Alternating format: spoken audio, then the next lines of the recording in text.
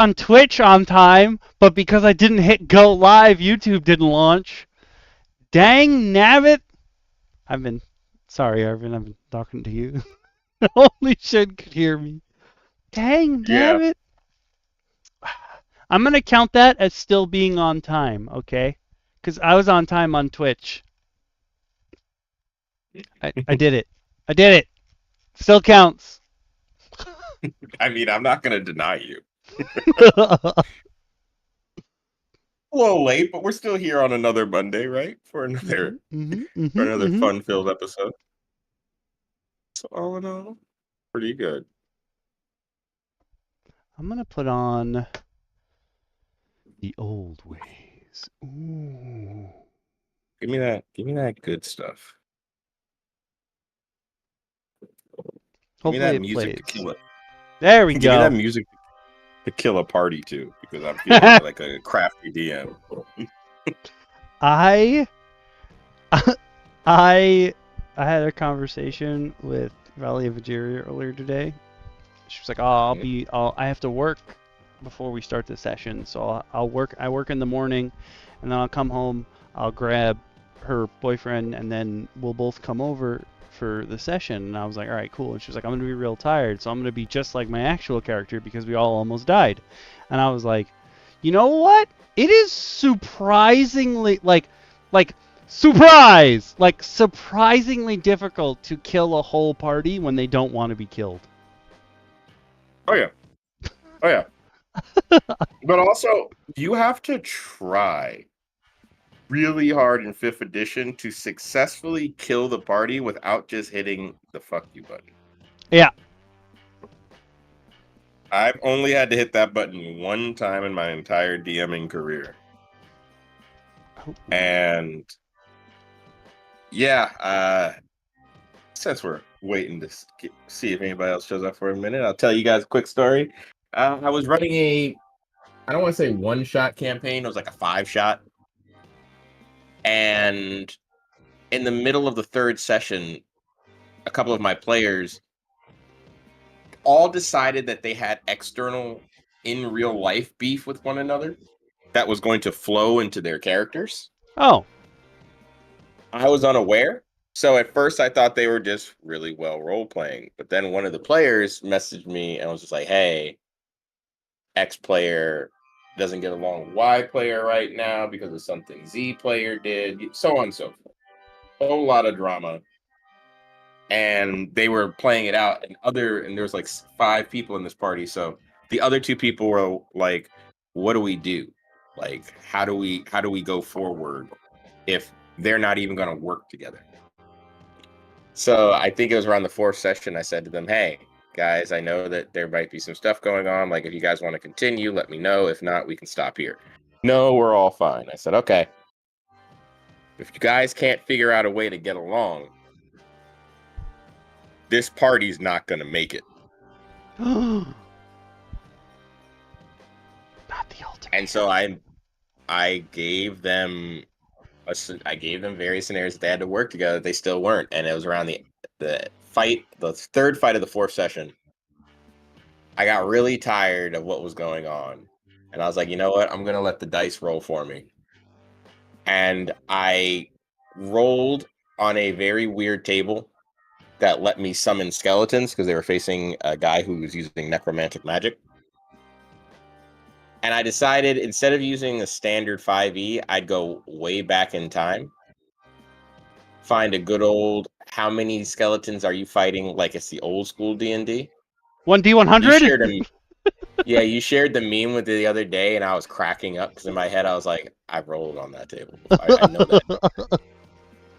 Rolled 46 skeletons. They were level 4.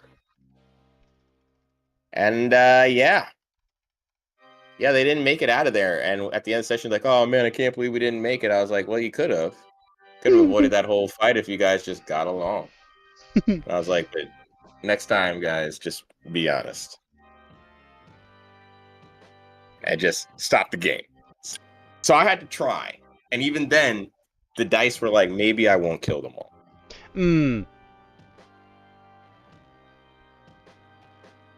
But then the dice is like, not kill them. Sometimes you Take a just moment. gotta wipe them all out. I don't disagree. That's just the Blood way for the it blood is. god. Blood. Come on, Murmur, join us. Blood for the blood god. Ooh. I'm not gonna Arvin lie making to you. Steven Universe personas? I would love to play in a Crystal Gem universe. I would too. That I would would be definitely super cool. Ah, Murmur. I love his button. I love his button, damn it. Well, So Tommy. I was doing the clerical streams and I got interrupted, as per usual, what have you. But someone had said something that made me think that I'm pretty sure, I don't know if this is for sure something you can do, but I'm like 98% sure it is something you can do. I'm pretty sure I can set up Stream Deck buttons to play sound effects and just like MP3 files. And something they had said made me think like, oh, you know what would probably be super helpful if while I was DMing, I had songs queued up to play and I just like hit the button, because I can do those with like a MIDI controller or a podcast board. So I'm pretty sure the Stream Deck can do it as well. Oh yeah. Everything I roll through Roll20, I build playlists for my campaigns, and I have them further separated by like battle, combat, like exploration. So like I just go in and I'm like, okay, these are going to be my exploration songs that are going to rotate if I feel like it, and it's usually one song on loop. But I use a lot of the recently I've been using AI generated music. I've been getting deep into AI DMing. I'm trying to figure out how AI and DMing is gonna work hand in hand. Interesting. Because I think that's gonna be a fun way as a digital DM. And I'll be honest with you, my map drawing skills will take me more time than my shaky hands will allow sometimes. Fair. I can do it if I sit down and really meticulously do it, and I have done it before, but AI generated maps may be kind of a fun thing to do in the future. And at least for scenery pieces, even for like you as a physical DM, might be cool to get a big picture, print out that you can cut up into terrain. It might be possible, you never know. So I've done a bunch of that before. The problem is that for some reason, the scale at which a lot of the people who, unless they specifically go into Photoshop or whatever program they're using, like Campaign Cartographer, and make it so that at 100% it is 1-inch grid, that the computer will mess up the scale when you go to print it. So like, when my players are outside Gauntlgrim, I had this cave map that I got from one of the books, and even though I was the one who was screenshotting each piece of the picture so that I could print them out separately, and obviously it was all done at the same scale, the printer itself changes the scale of those files when you print them. So like sometimes the 1-inch grid isn't 1-inch grid, and I'm like, I hate that this is a thing, but it is possible to do that. It just requires a little bit of tweaking here and there for sure.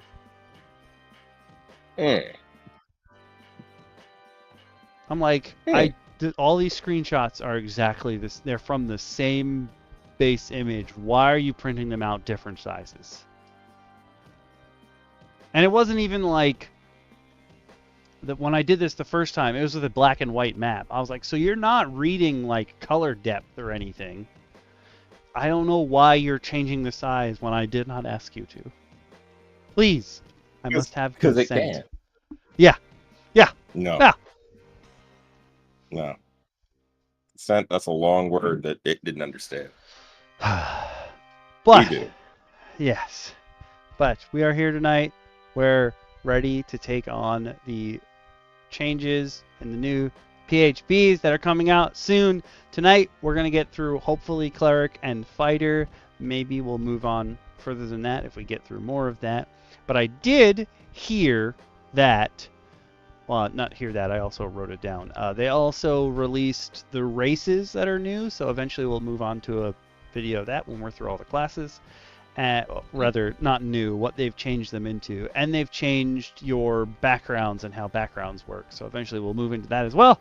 But that is probably many episodes down the line. And tonight, right now, it's me. I'm Okami. You probably know that if you're on my Twitch channel or my YouTube right now. But with me so far, one of the other DMs is here. What's going on, everybody? It's everyone's other person that ends up on this show as one of the rotating voices on this show. DM Shin, as always, aka Mad Out, me on random places of the internet. Long-term DM and player. Happy to once again be here to talk shop with you guys. Yeah, so like I said, we're going to excited, go hopefully, through Cleric. Sorry, I cut you off. Cleric, I'm excited for. Oh no, I was gonna say, hopefully we get more of the team. Yeah. I know everyone's giving us different timelines, so we'll see what happens. But I was gonna say I'm super excited for Cleric because I've recently fallen in love with clerics. Huh. I would say in the past year I've fallen in love with clerics. I was gonna say I feel like a lot of the changes to Cleric are going to come from the, like, okay, not necessarily rules wise, which we'll go over today, but I feel like there's going to be a big change in clerics because of how they're changing healing spells to be more impactful. I feel like that's going to have an impact on how people view clerics in the future, whereas, like, there's this, I don't want to call it a misconception, it's more like a stereotype that the cleric is the healer of the team, but technically speaking, a cleric, like, is very well geared towards DPS or other things. They don't have to be your healer. It's just that stereotypically your cleric is the healer on the team, and they are definitely giving a buff to pretty much all the basic healing spells. Yeah, I do agree with 1,000% there too, in that cleric is, like you said, people see cleric, see priests, and they apply the white mage theory of when you're playing any kind of standard JRPG or any kind of RPG whatsoever, or team, especially party based, wherein somebody should be our designated. I've heard the term a lot: designated tank, designated healer when it comes to building parties in D&D. And sure, maybe in your first run as a new player, you might want to stick to a similar idea, kind of locking yourself into a role if you'd like to. But nothing about D&D says you have to be good at just one thing in that specific way. I always tell my players everyone should have at least one way to get somebody up from zero in combat.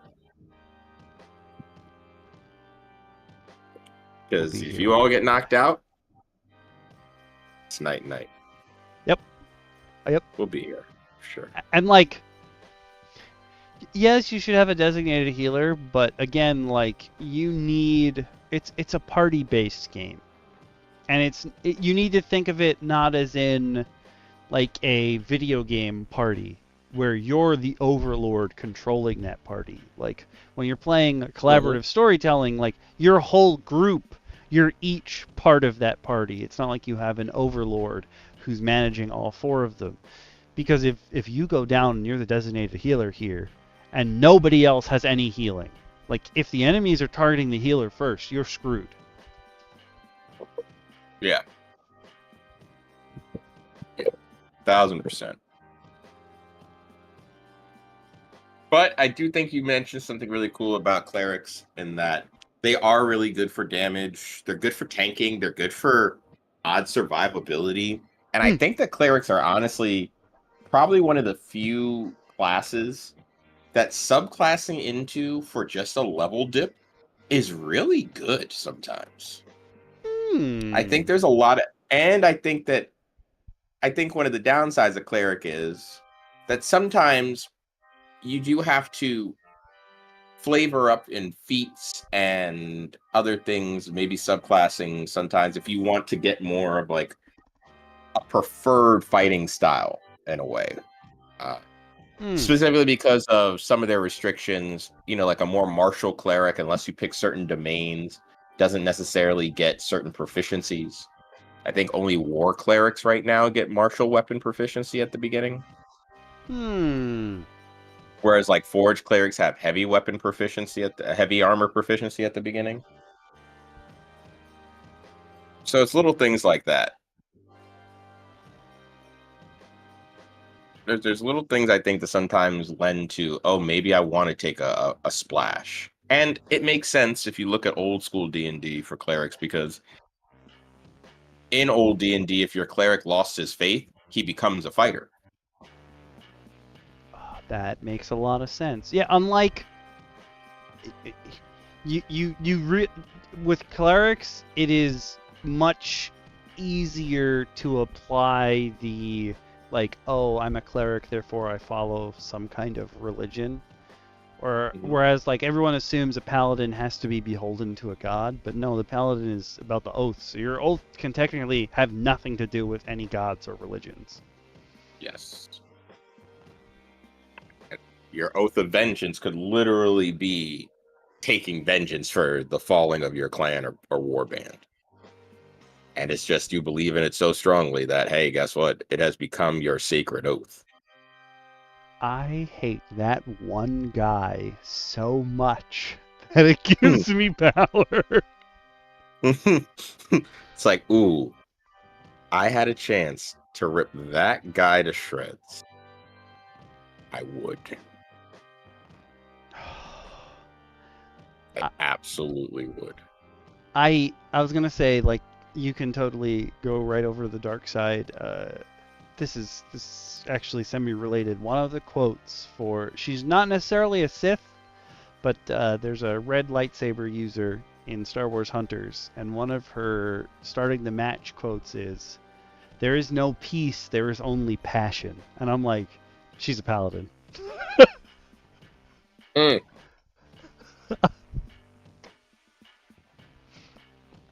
That's fair. That's that's very fair. But let's start looking at what the clerics got.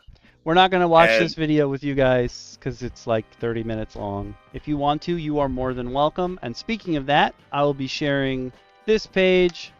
If you're watching us on YouTube, you can look in the description below and get access to this page. If you're watching us on Twitch, sorry I didn't share it already, putting it in the chat, and it will be pinned for 30 minutes. So if you come in a little bit later, you can still join us.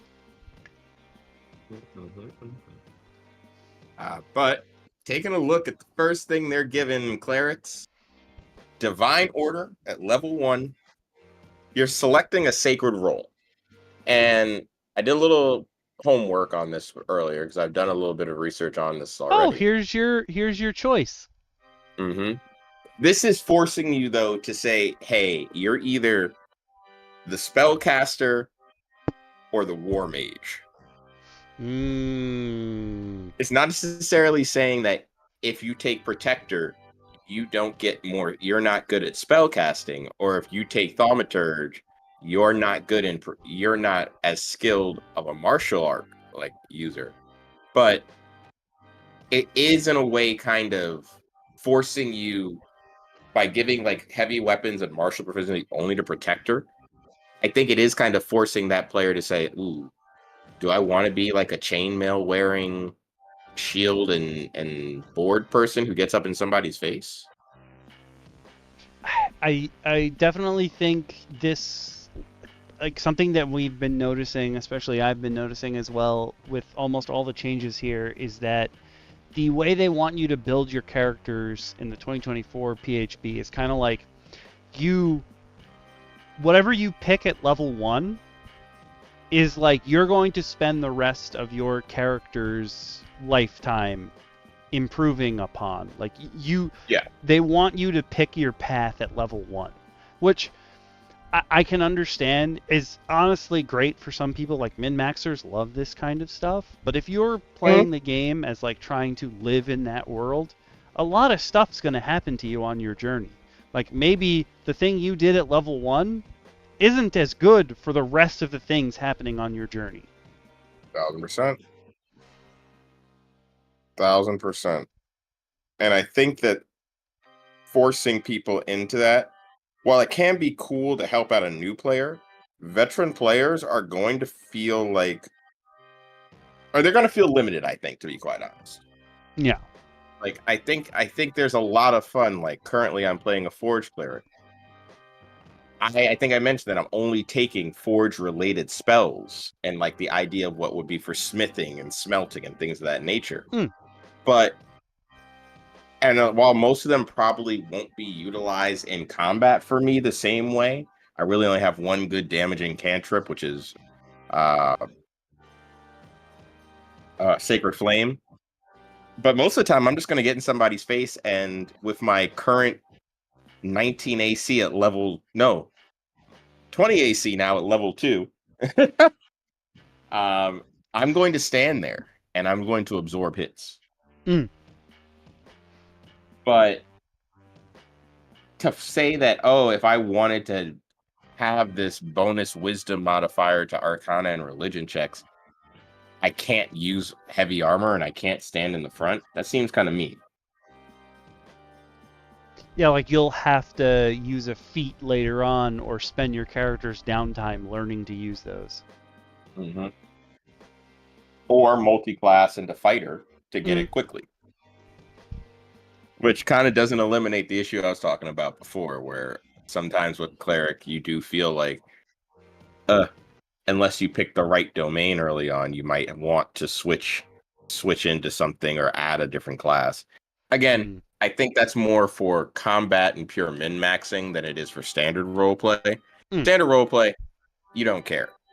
But because this does seem to also be very combat-centric, I've noticed, for 1D&D, I think it's going to be an interesting thing to see. All right, at level 2, you get your Channel Divinity, but you get 2 different kind of usages of it now. You can either apply a Divine Spark to any creature within 30 feet of yourself, and you can choose for it to heal them or for it to hurt them, which is this kind of thing I think is super cool to have. It's cool that you have a ability that like does either or. I think that those are great to have. Like, oh, this situation calls for that. This situation calls for that. That's super nice. I'm not going to be mad at you for that. Yeah. Yeah. I think, and I do think it's cool to have, I guess, a handed free cantrip almost. Yeah, basically, because it does level up with you. Cleric's, yeah, it's a Cleric's Warlock Blast. It's very weird the levels at which it levels up with you, but okay. That's another thing you'll have to keep in mind, that unlike cantrips, which level up pretty much with your tier, these guys level up at 7, 13, and 18. I do think that is to coincide, though, with some of the tier changes that they're doing as well. At what levels you're gaining certain things, because you do gain skills at, you do gain abilities at 7, I think it's 14, and then you get that epic boon thing at 19, so maybe it's to kind of fill in, like, oh, you do get something at these off levels kind of thing. I just think it's weird that it's not based on your tier of play like cantrips are. Like, why would you want someone to have to remember this being different? I guess probably just to say that it's not a cantrip. Yeah, probably to relate it to something non-magical but more divine.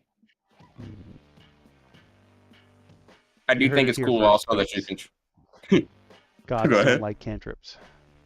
They don't. But it is cool if you can do Radiant or Necrotic, which means a Grave Domain Cleric, and be like, I want your flesh to start rotting. Mm-hmm. And I like that. I like that they're saying, hey, because you could be a good guy doing necrotic damage as That's a grave true. cleric. Necrotic doesn't mean evil. Just means dead. Yep. And you still get your turn undead, but they've changed turn undead so that your enemies don't run away when you do it to them. They're now frightened and incapacitated, so they cannot run, which is good because I understand turn undead makes them leave. I 100% get that. But if you got little leggies and you turn undead and that creature runs away, like you ain't catching them. No. I do. No, I haven't gotten deep into the levels, higher levels of it in 5e yet, and I haven't taken a deep look because I didn't want to spoil anything. But I do wish that they kept some of the old way turn undead was. Where I know now it's turn undead is just like, hey, most undead around you. You know what I mean? Pretty much zombies and skeletons. It used to be turn undead would like fly up into like destroying certain undead instantly. And like When you get to higher levels in the regular 5e, it'll defeat creatures of a certain CR. It's not very high, but still, like, if you're surrounded by zombies, and like if there's 46 skeletons, and you were like, oh no, and that was your action just to be like, bye-bye, like, that's super great. I did that in my game with VF.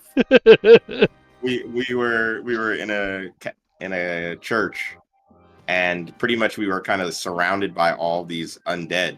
And he forgot that my turn undead was at the level that I could just instantly destroy skeletons. So he goes, yeah, like 18 skeletons pop up all around you. And I was like, all right, cool. I focus my energy on my amulet, and all of them turn to dust as I use turn undead. And he goes, what do you have to roll? I go, it's at destroy point now. They just instantly blow up. Dust. I was like, and later levels I get to like destroy even up to like, I can turn up to liches at like high enough levels. Okay, 5e's definitely does not go that high. No, but you have to get to like level 36, which is fair. Yeah, that I can understand. But next up, they've moved your subclasses from Cleric to level 3. I think they're moving all the classes to level 3 for your subclasses. I think that's just who they are. Your 4 choices of subclasses are Life Domain, Light Domain, Trickery Domain, and War Domain. So, Life Domain, obviously, the healer. The White Mage Domain, we'll call it. Light Domain, I'd say, is your Radiant, Sunbro. Trickery Domain is obviously there purely for everyone, I think, that played Baldur's Gate 3.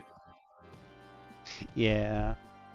I think that because of everyone's love of Shadowheart, spoilers if you haven't played Baldur's Gate 3 yet, but if you've been on the internet in the past year, you've probably seen everything about the game.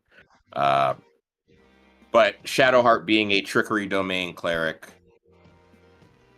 I'm sure that really just added to everything and made everyone gonna go, yeah, I want to be a trickster and chaotic cleric. So I'm pretty sure that's why this is here. And all the abilities that you would have gotten with your subclass at level 1, you now get when you join the subclass at level 3. So don't think you're going to lose out on the original domain's powers. It seems like Life and Light Domain, their buffs are basically minimal. But Trickery Domain seems like you're getting huge buffs on your illusions. Yeah, you get swapping places. Mirror Domain gets replaced with invisibility. You get Invoke Duplicity and Blessing of the Trickster. So we'll probably get to seeing some of that later on down the line. I think Light Domain really kind of focusing on the sun idea of things is cool.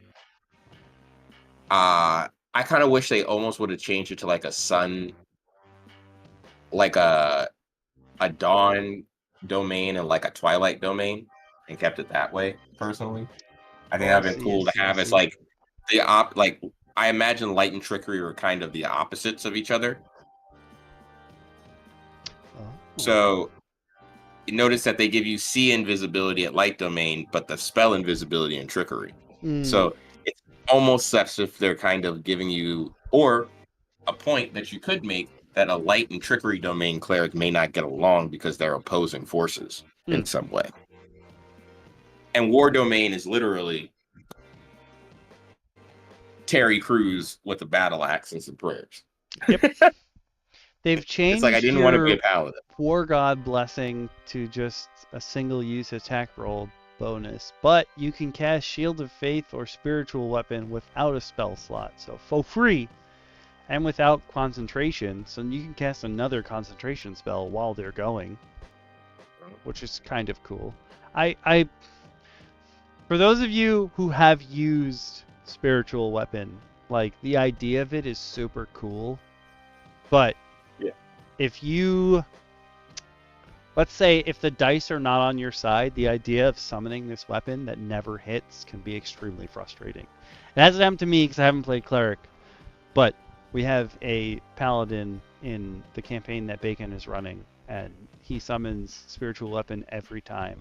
And we've probably had, like, I don't know, 40 sessions or so, and it has maybe connected like 3 times. Yeah. It makes you wonder if you could have used that concentration for something better.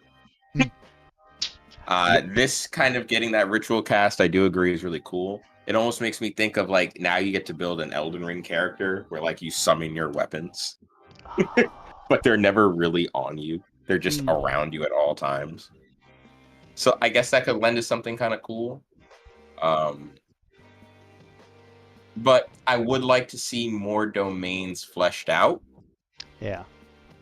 This 4 thing for like the original classes that like had so many domains built in, and like of course obviously tons of people are making homebrew ones and what have you. Like to now have that like relegated to just 4.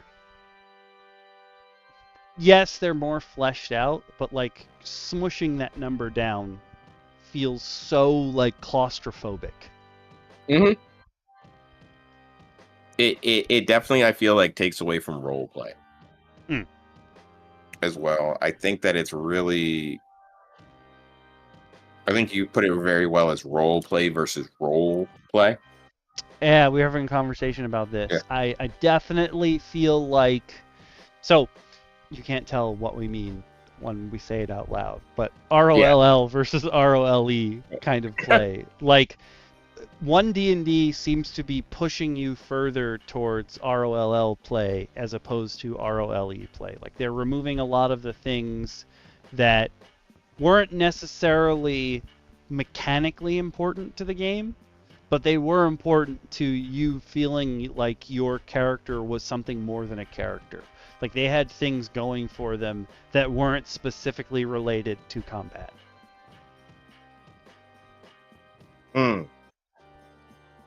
Yeah.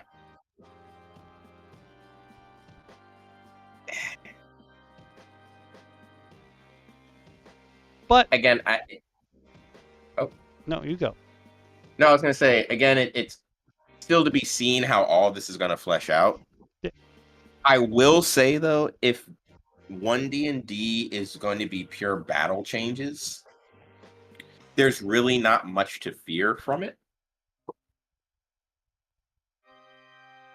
My bigger concern is going to be how they influence like interactions, roles, maybe even like clearly defining investigation, perception, insight, history, and the 9 hells that is the skill sheet into like a better format.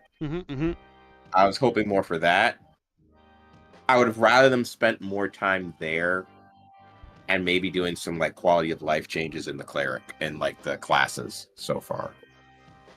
Cleric right now is saddening me that I'm losing out on so many cool domains that are already established. Yeah.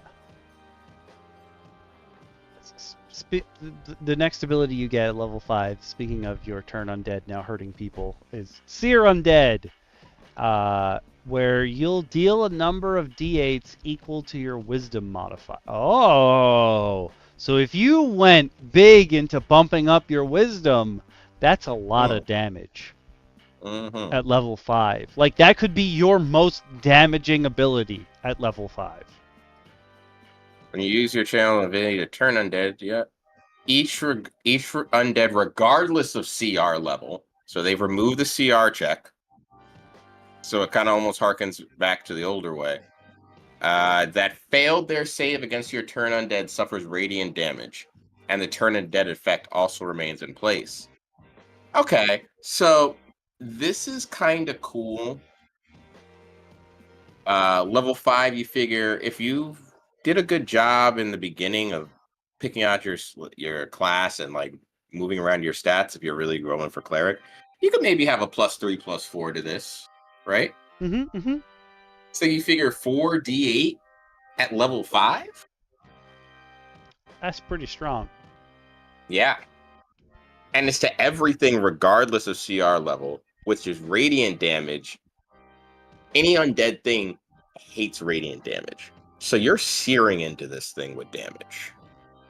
The only weird part of it is that they have to fail the save. So this is kind of a save or suck situation. Like, if they got past your turn undead, nothing happens to them at all. But if they do get turned,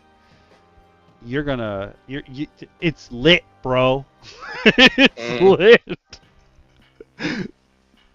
Well, actually, no. It only applies to anything that got hit by your turn undead. Yeah, so it's a save or suck. So if I read it as if it failed the turn undead, you apply this effect. Correct, but if they succeed, nothing happens at all. They don't get turned undead, and they don't take half damage. So it's a save or suck. I get what you're saying. No, that's my mistake. Yeah. Ugh. But within 30 feet, like, if you're, we're not saying you're gonna be. If your DM puts you against a mummy, like at level 5, they're mean. They're very mean. But if you happen to like unearth a tomb or something, and oh no, there's undead everywhere, and you're like, oh, your whole party's like, oh no, we're screwed. And then your cleric just walks out and is like, by the grace of whatever god they're into, let's just assume Lathander, by the grace of Lathander, and they hold up their symbol and just like, you're probably obliterating most of those undead. Listen, I'm not saying that a level 2 party should encounter a mummy, but I can't avoid it in my campaign. It's in the desert, so I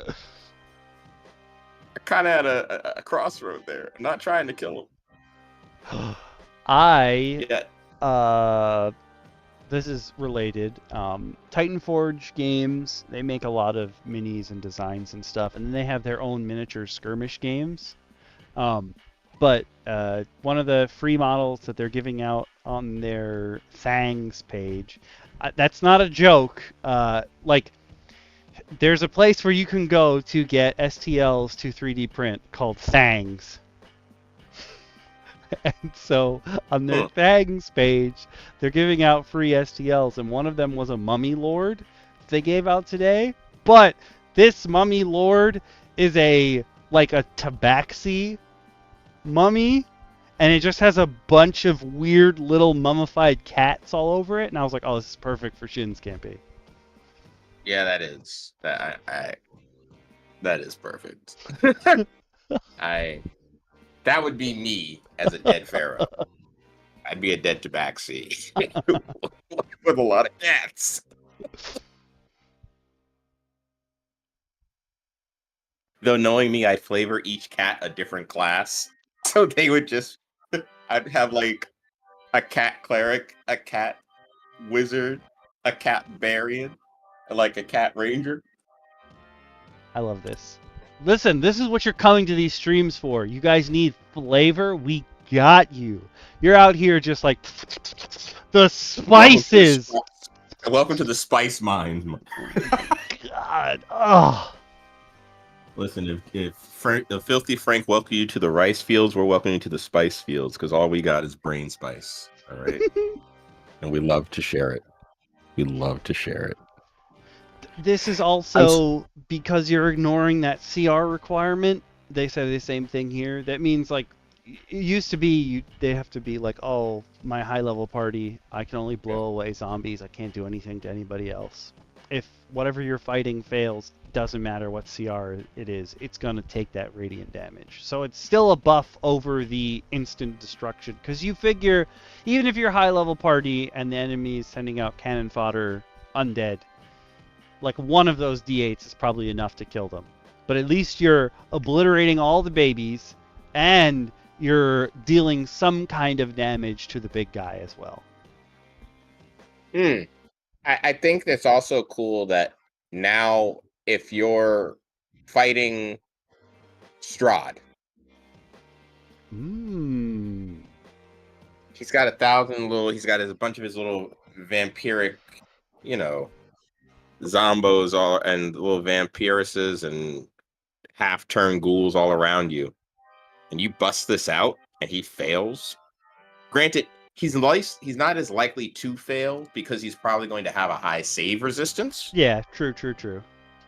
So it does balance itself out there too. But you catch him with this? Oof. Sear him at level 5 with 32 damage? And it's radiant, so he can't do much about it. He's retreating to his coffin. I must nap! Return tomorrow night! Get thee from my house. It's a terrible night to have a curse. And now, reverse castle! Oh, God. But speaking of beating up Strahd, you might need some Blessed Strikes. Hell yeah! So it is an optional rule that is in the 5e currently. If you are on D&D Beyond and you go into the optional class manager options, you can turn this on. So it's kind of cool to see that they just decided, hey, just take it. It's also cool that they pushed it down one level. Nice. Yeah. So it's going to be also the level that you see that first upgrade to the Seer, the divine spark, too. So, been thinking about that. Yep. You get Divine Strike, though. Once per turn, when you hit a creature with a weapon attack, you add 1d8 of Radiant or Necrotic. Awesome. Or you add your Wisdom modifier to any damage dealt with a Cleric cantrip. So that's cool. It's not punishing you. It's not taking away from your resources. It's just like, you're good. You've got the power to add your domain's flavor to what's going on. I think that's kind of cool. And the Wisdom modifier addition to cantrips. Toll the dead. Sometimes you just need a little bit extra, and that's what you get. Yeah, but a little bit extra on Toll the Dead? Ooh. That turns Toll the Dead into... Let's see. I think at 5th level, it's 2d12 on a damage creature. So you figure by then, your Wisdom modifier is like a +3? 2d12 plus 3?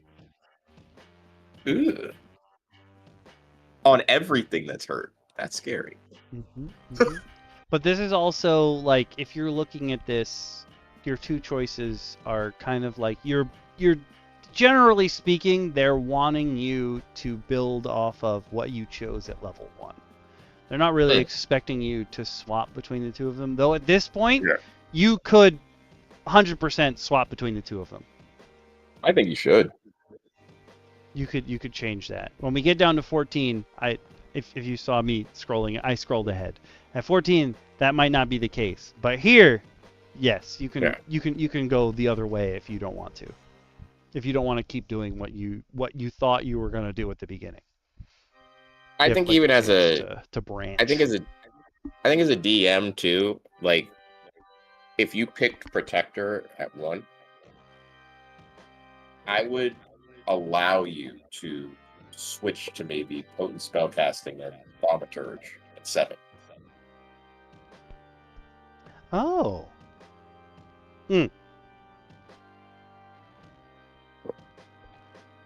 Like, oh, okay. It didn't work out as well as you thought it would. Let's try this. Like, You let's could switch it around. even, since you would have had since technically you'd like be losing your proficiency, you could be like, oh, I feel like my connection to my god isn't as strong, or I feel like my connection to my god is so much stronger now that I don't need this big weapon. I don't need that heavy armor. My god will protect me.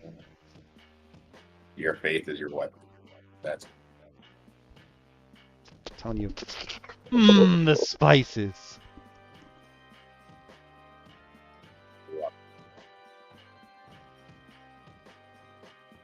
I like. Had a little bit of a sneezing fit there, but that's fine. Now it sounds like I do cocaine on stream. I don't. I don't need drugs. They'll make me normal. True. So true. So at level 10, you have Divine Intervention. Speaking of your god, like, looking out for you. This is interesting. Oh. Yeah, it is.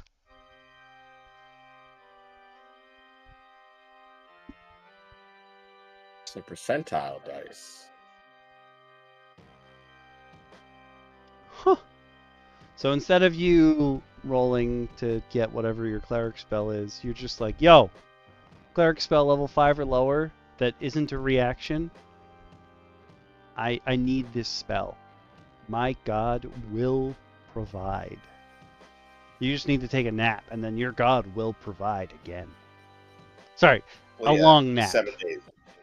You gotta wait a week before they let you do it again.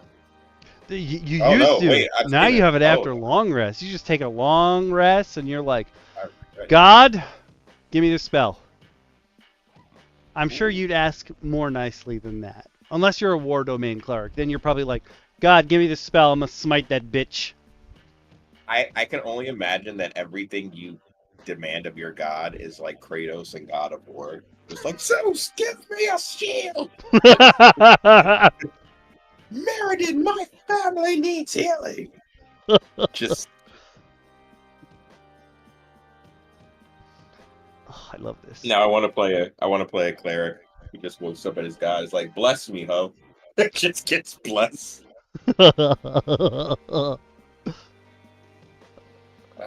Oh no, those are the changes to it. That it comes back after. I was like, wait, what do you mean as a magic action? I was like, oh, okay, no. But yeah, they've changed your divine intervention.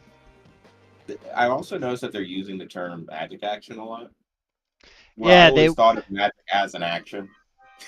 Yeah. I think that this is their way. I have seen that a lot in the 1 D&D stuff. It's like, I need to perform a magic action. I think this is their way of... Okay, so the thought is, way back in the day, spells or abilities on creatures, like if it was magic, it would say like what school it was from. But if it was something that like that creature's body produced naturally, that technically wasn't magic, it would have an SU in parentheses, which means supernatural. And the only reason that that is there is to show that that particular creature, that particular ability, will work in an anti-magic field. And they don't really have any way to differentiate that in 5e, so I feel like them saying in 1 D&D is getting around all the players who have been like, so DM, is this magic? That makes sense. Okay, that makes sense. Huh. But I also feel like specifically that this is cleric related. There's a bit of an argument here that you can still make that like this comes from my god. So technically it could like bypass that anti-magic field-ish because it's divine, sort of, kinda. I But feel like in that sense though, because even though it is divine and the ideas of anti-magic as you were mentioning before, there is a spell to be cast. true. Like maybe you'll get it from the god, but you can't cast it anyway. Yeah. Like there is a spell to be cast here. So like while the god may very willingly grant it to you, your ability to cast it is still removed. Mm.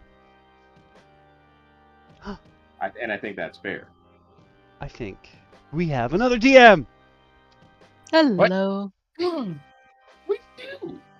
Hi. How are you, boys? We're doing pretty okay. How about you? Oh, it's been a week already, and it's Monday. Oh, one of those. Yeah, it's alright. Friday's gonna be great. The end of all my travails. Oh, for a second I thought you meant D&D wise, and I was like, I don't think that bodes very well for me. Yep, everybody roll a new character. You're all dying Friday. No. No. I support this chaos. No, I have plans for these people. Where are you guys at here in clericness? We just finished Divine Intervention. We were talking about how they started referring to things as magic actions, and I think that that's their take on trying to make sure that when your players ask, hey, can I do this in an anti-magic field, they're trying to make sure that you know you cannot, because 5e doesn't have the SU in parentheses that previous editions had to show that like this feature will work when there's no magic. Oh. Let me tell you,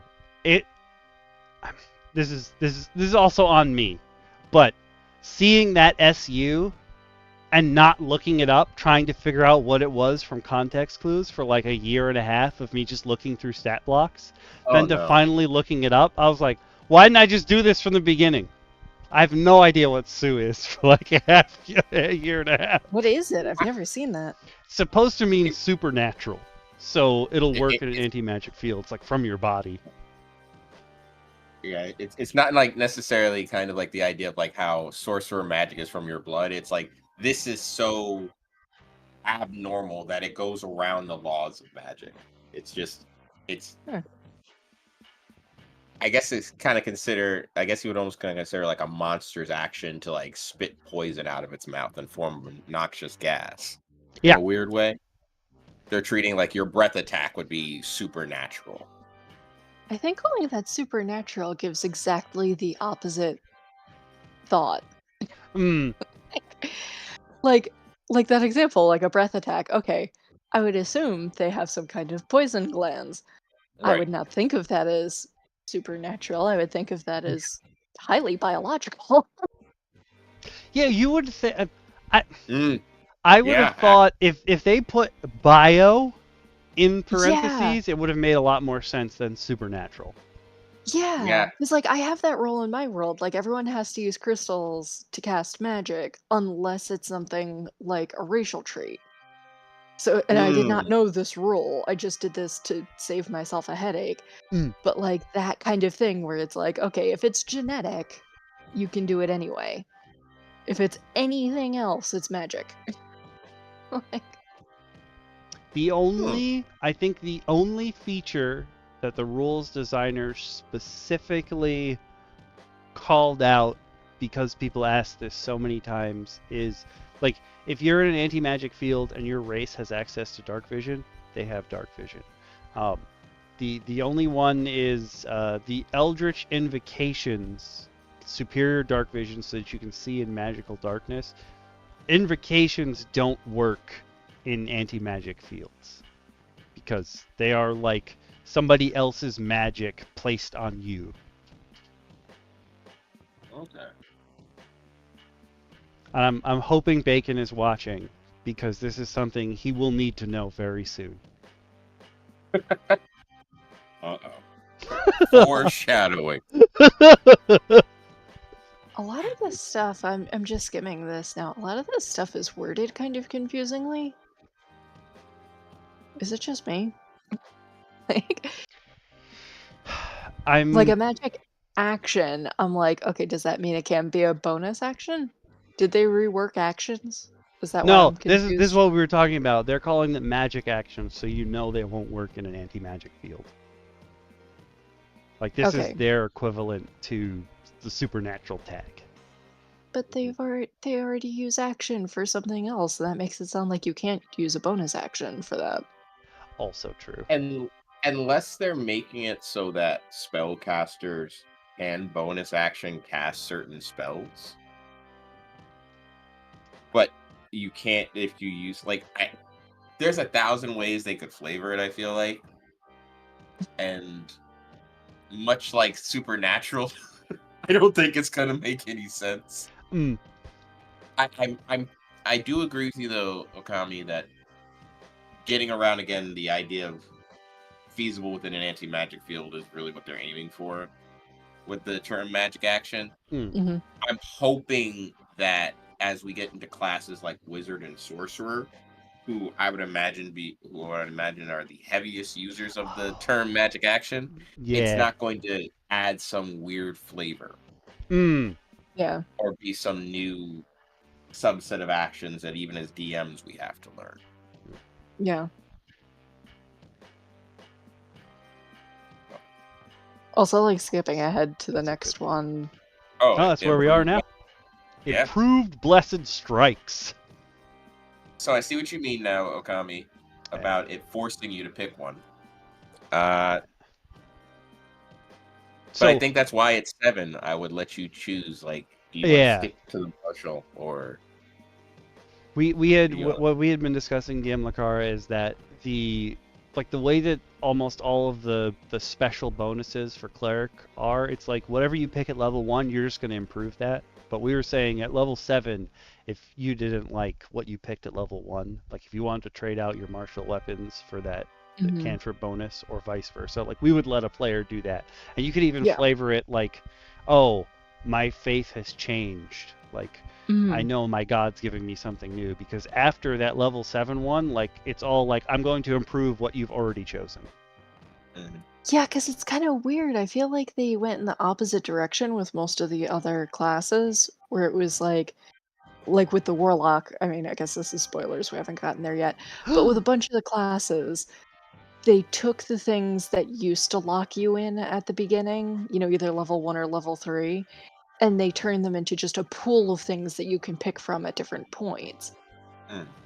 But like with the Cleric, they're going the opposite way. Like with Cleric, the only thing you really had to do was pick your domain. And now they're locking them into like weird things. I definitely think their goal with the 1 D&D PHB is to be like, I've made my character at level 1. Whatever I picked at level 1, I'm just going to improve it for the rest of the game. Like they're terrible. They're making it hard to actually live your character's life. It's actually almost though very video game RPG. Yeah, it's like very RPG. Like using Elden Ring as an example, you usually find a class of weapon and just stick with that or if you're going to be a fighter, you stick to a certain build and you just lock it. And maybe this is their way to get players to feel more comfortable building their character. I feel like this would give me analysis paralysis right at the beginning. Yeah, I definitely think it hurt. It's very good. Like what they're doing with the 1 D&D classes is very good for min-maxers.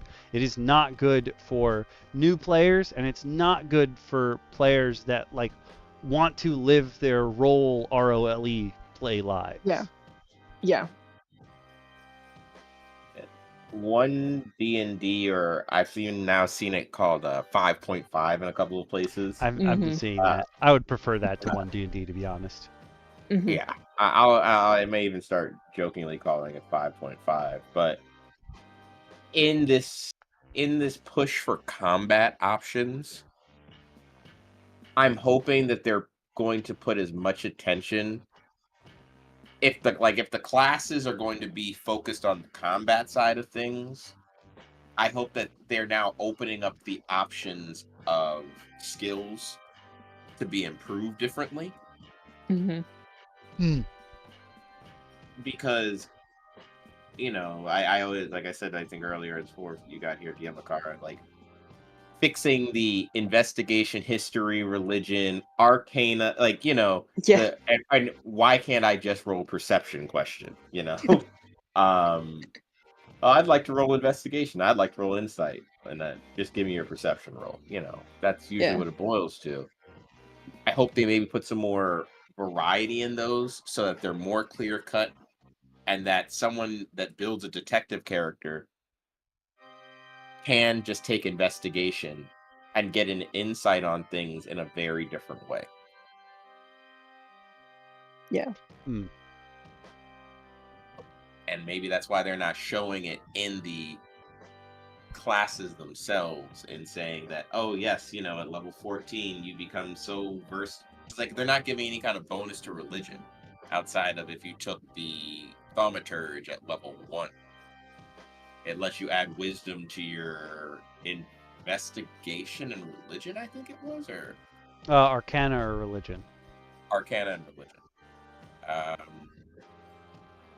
Which is cool, but there's no, like, on the martial side saying, like, oh, you get skilled at intimidation. Because, It's also weird that they're picking thaumaturge specifically as the name of the feature, because typically, like in D&D lore, thaumaturgy is mostly used by tieflings and is kind of like looked down upon.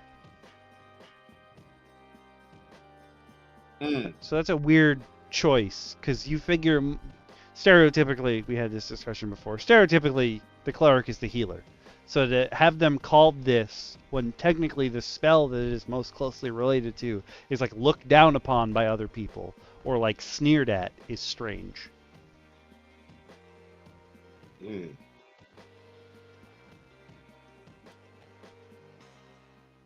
I'm sure there's some deep-seated reason that WotC has decided on this. It's in there somewhere. Are they like trying to draw the people who play like MMOs into tabletop? That, I think so. I feel like that same kind of thing happened with 4E, where they were like, oh, people love video games, let's make D&D more video gamey, that'll get us back on the top.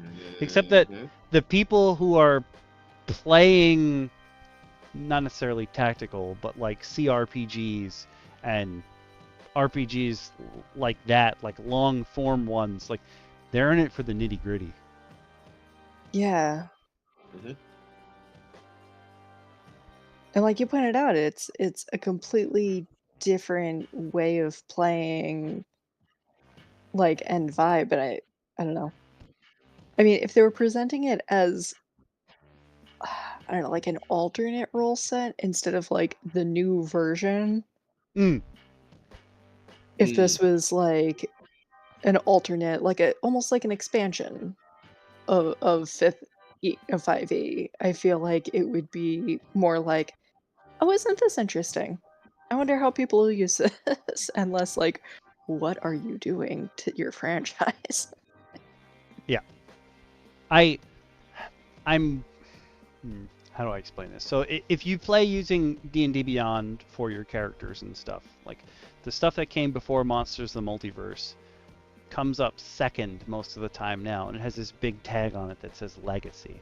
And I feel like if you, like we said, the way that the rules are set up for the 2024 PHB, it favors people who have played before and know what they want to do right from the beginning.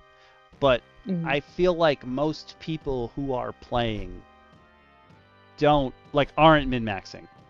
So if you hide those old rules behind Legacy and make them harder to find, it's gonna create a bigger barrier of entry than they already have. It's going to cause people also to play the exact same character. Yeah.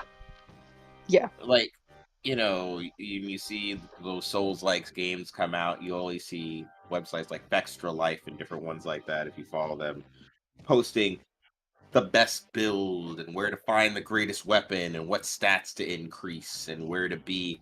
And I think that's what's going to turn into where we're going to see a lot of content created that will just be, hey, you're playing a light domain cleric. Well, a thaumaturge light domain cleric. Well, here's the best build. You have to, buy this and get this. And that's not D&D, because half the fun of D&D is finding cool ways to flavor how your character interacts with the world so that they are unique. Yeah, it's not about winning the game. Yeah. Yeah. I wholeheartedly agree. I think that you're losing 5.5e's PHB is very clearly designed to side with ROLL play as opposed to ROLE play. Mm-hmm. Yeah. I have to agree. On that note, you can see it here with this improvised Blessed Strikes that we started to talk about. Divine Strike, now it's 2d8 of radiant or necrotic damage. And this is just if you chose the previous version.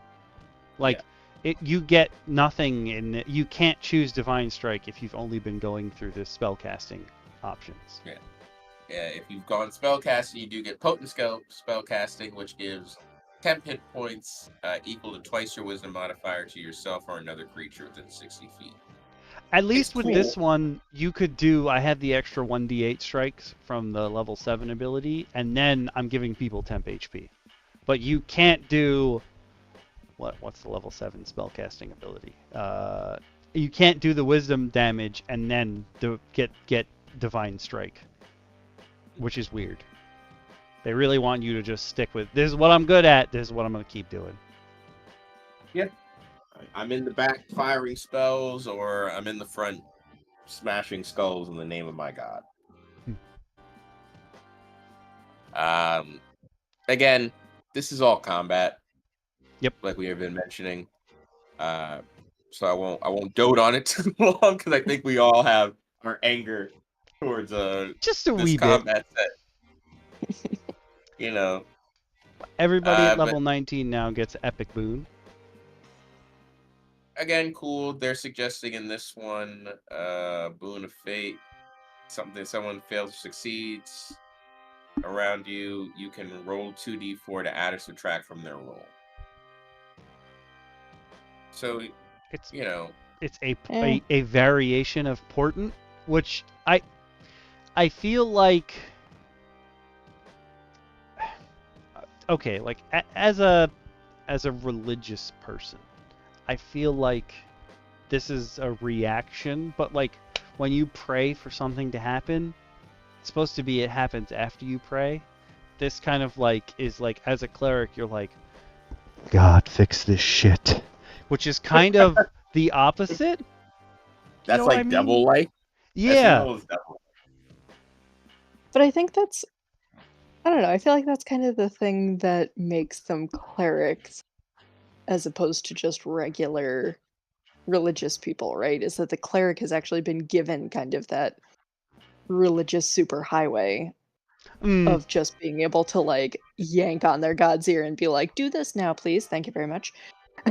Okay. Yeah. But it also doesn't say, I guess, it just happens immediately. I guess it doesn't even take your reaction. It's a once per day thing, but it's essentially bless. It's kind of like you have guidance, reverse guidance.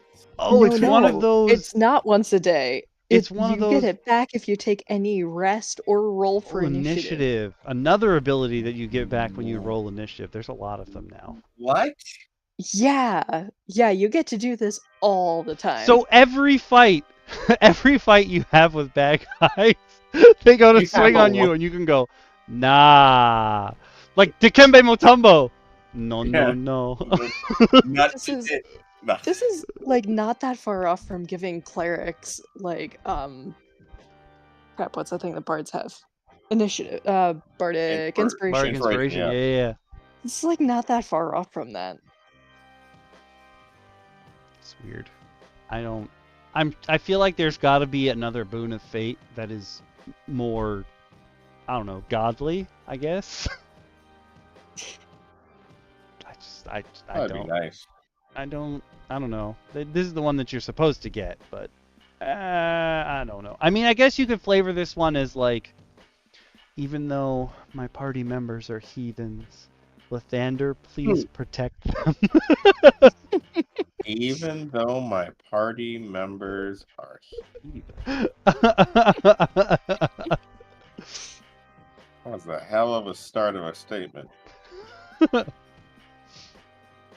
And then your level 20 ability, your capstone, Greater Divine Intervention. You can cast Wish in addition to everything else you could do with Greater Divine Intervention. I thought, again, I've never played a Cleric and I've never played a max level game before. I just assumed your Divine Intervention was that you were playing Wish. Like, yeah.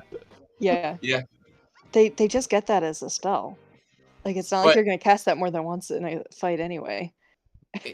It's very, very interesting that WotC has chosen to call me God's most special princess. I giggled about that as well. It's like, yes, I've been a strong... I'm just imagining, like, you know, Balgruff, Ironstone, the war cleric, level 20, in the middle of a fight. And he's just like, give me power, God. Because again, he sounds like Kratos. and like his God's just like, no problem, Pookie. And just like pokes him on the nose. My little princess, here you go. It's like a Sailor Moon transformation. Yeah. When he uses it. Like, what is this? Like, zombie chainsaw? Like, you turn into a magical girl and get a wish spell off. That's hilarious. I think that needs to be mandatory. Yeah. If you could make a level 20 cleric in 5.5e, they're a magical girl no matter what. You just get pooped on the nose and turned into a magical girl. But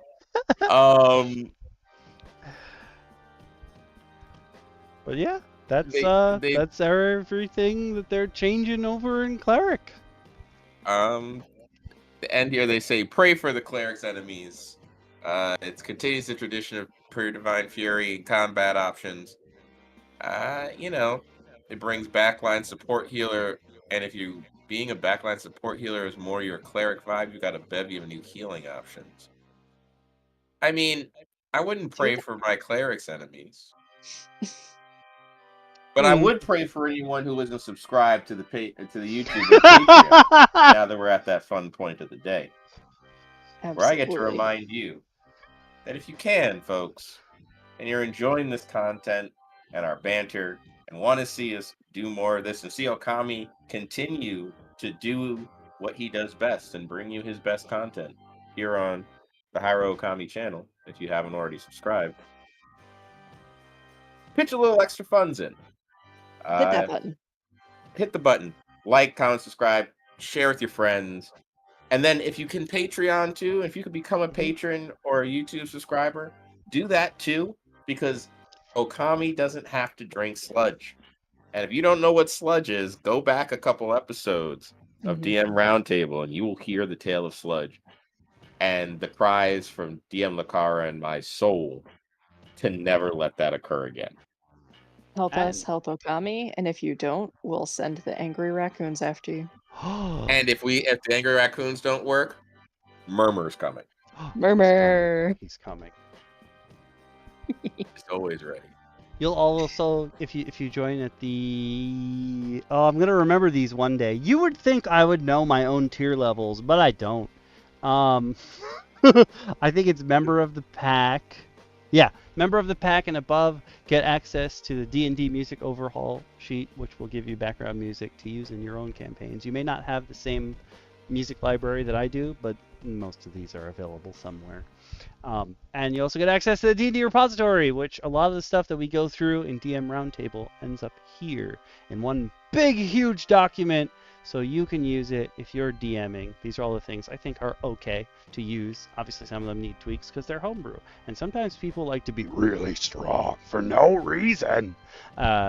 If you're a player in other people's games, make sure you check with your DM before you do any of this. That was a great. Oh, why didn't I make it bigger? Oh, stupid! When you were talking about the raccoons, I started posting the raccoon in Twitch chat because it's an emote over there, and I didn't think to make it bigger first. Yeah, I'm gigantifying it. He's coming. I think you need to add him to his own murmur button. Yeah. I think he needs his own murmur level button. He can pop up on the other side. For him. Yeah, like when we're really angry about something, he just appears. It's just the space. Yeah, we need him ready for when we get to Oh yeah. monks. Yeah. Yeah. He also needs a name. Like we named Murmur. What are we gonna name the raccoon? Oh. We might have to make a poll for that. Ooh, that could be fun. That could be fun. I'm gonna think about that. Name the raccoon. That's going on my to-do list. It looks like a mittens to me. I feel like he's so angry. I know. Wouldn't you be angry if you were named Mittens? Fingerless mittens. Ooh. What's the point? I don't know. I'd be equally mad if my name was something like Bartholomew. So. Methuselah Mittens. But with that, we're done with Cleric, so that means we can move on to Fighter. So I will throw Fighter in here. The one class that the direction they've been going would make sense. That's true. It's going up if you're following us on Twitch. If you're following us on YouTube, you can look in the description below for the link to Fighter. If you're on Twitch, I just posted the link and pinned it for the next 30 minutes, so you can follow along with us if you would so choose to. Fighter looks like we're keeping to it. We swing things. Music. And we punch it in the face. Ooh, I'll wait for the music change. Hold on. Oh, here we go. Oh, well, that's going to definitely set off the copyrighted music. So let me figure out a different song to use. Yeah, we don't need that. We don't need Twitch cops and or the YouTube police to be like. I set it off, I think, 2 episodes ago with a song that was the very first time I've ever seen a video of mine get the revenue split icon, where they'll take, you can both make money, but they'll take half. And I was like, interesting. Never seen that icon before. And I was like, I don't know if that makes you better or worse than the average person. Or I guess multinational corporation. But yeah, we'll go on for this. I'm just changing the music volume level for those of you out there. Hopefully it's not overbearing for you, because I can barely hear it. I can't hear anything. Oh, you probably have them totally muted. Smart. No, I usually hear the music. I just can't. Yeah, we hear it through the chat. Oh wait, I'm hearing it now. Turned it up. Yeah. I'm up on like, I usually play it between 20 and 30. This one I bumped up to 70 for me to be able to like really understand. Well, there's no words, but to be able to hear it. No, I gave myself the bump. But this does seem pretty accurate for the fighter. It looks like they're, from just the intro text, we're getting an ability to use second wind to do more than heal, weapon mastery to control the battlefield, and updated subclasses. And you get fighting styles are now, I think we had said this also popped up on Barbarian, that fighting styles are now feats. So technically any character can gain one of them. Yeah. Which is, I guess, good, but also, I don't know. It's weird. It's cool that you finally have a way without just... Some DMs don't let you learn proficiency, so you'd have to get a feat if you were in downtime and what have you. So this can fill that gap if your DM is like that. Like, they don't like you learning proficiencies along the way. Yeah. Second wind is now level 1, which is a cool addition. And you gain more uses as you level up, which is actually dope. Oh, you get 2 uses at start, and every short rest you get 1 back. Second wind, I think, is now... I read ahead a little bit, but when we get to level 2, I think we're going to see why it's like that. They are expecting you to go down. But mastery is, like we mentioned before, you choose 3 weapons, you gain use of their mastery properties, and you get to change your chosen weapons each long rest and gain more mastery properties as you level up. That's kind of cool. Ooh. So you're the actual weapon master now. Yeah, you become a battle master. Okay. This gives flavor. Yeah, this is the first time you've got flavor. The first time Watsy was like, let's sprinkle a little bit of spice on this one. Yeah. They got the adobo out for this. They got the adobo out. They scraped it off everybody else and put it on. Yeah. But we gotta put a little adobo on this. And again, this is not the kind. So weapon masteries are like you get a special ability based on what weapon you're using. They're not like the weapon mastery feats that we had gone over a couple episodes ago, which are also really cool and probably will fit in alongside the weapon mastery feats here, or the weapon mastery features here. I think 1000% it will. Yeah. But level 2, like I said before, we're gonna see why they're giving you so many second wins. Tactical Mind, expend the use of a second wind to add a 1d10 to a failed ability check. You have your own bardic inspiration built in that's stronger than bardic inspiration. Oh, yeah. Interesting. And you don't expend it if you fail. Which literally means you can fail, get hurt, and then use that same failed roll to heal yourself. Yep. Wow. Wow.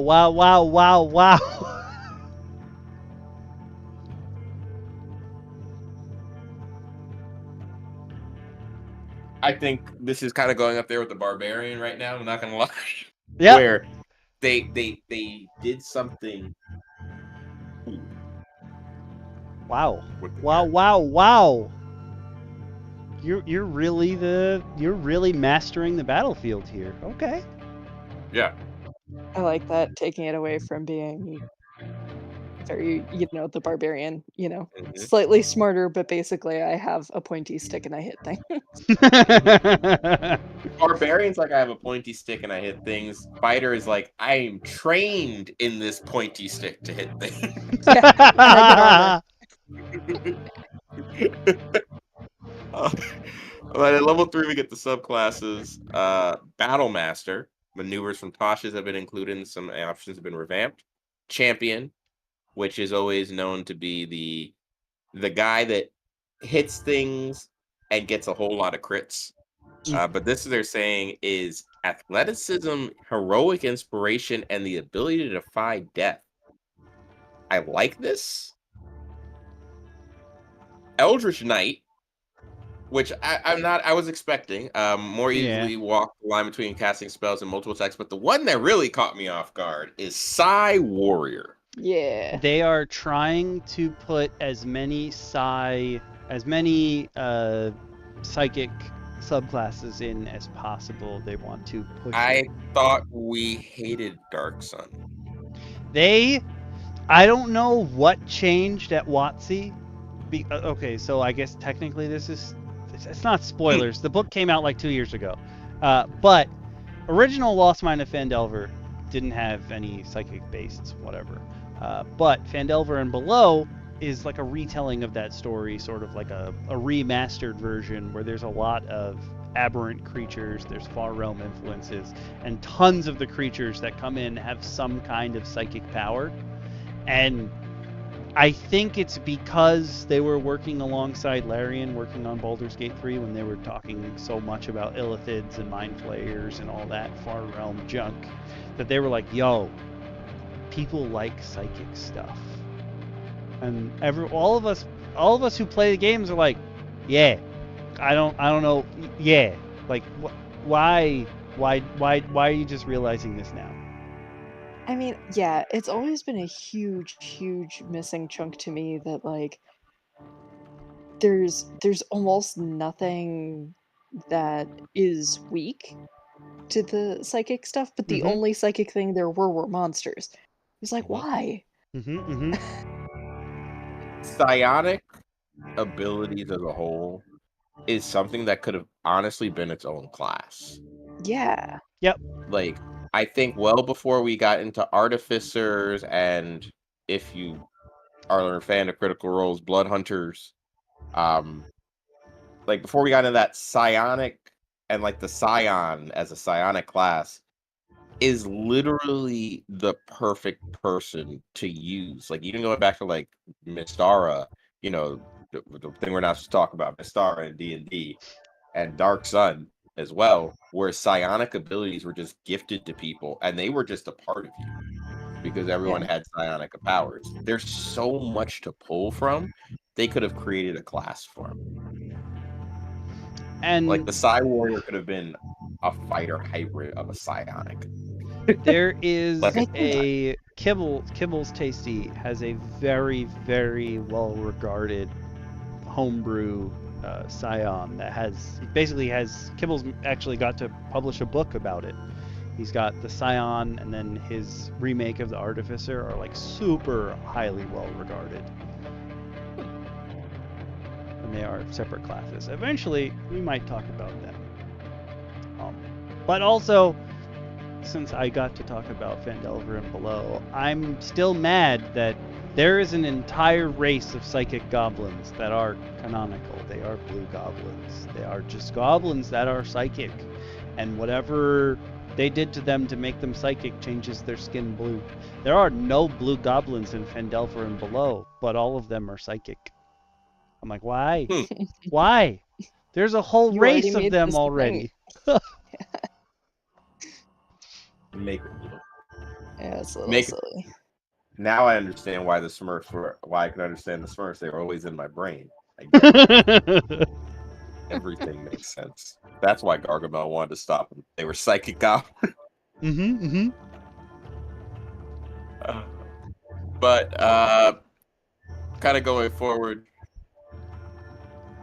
Oh, next one up is Tactical Shift. All right, I'm not gonna lie.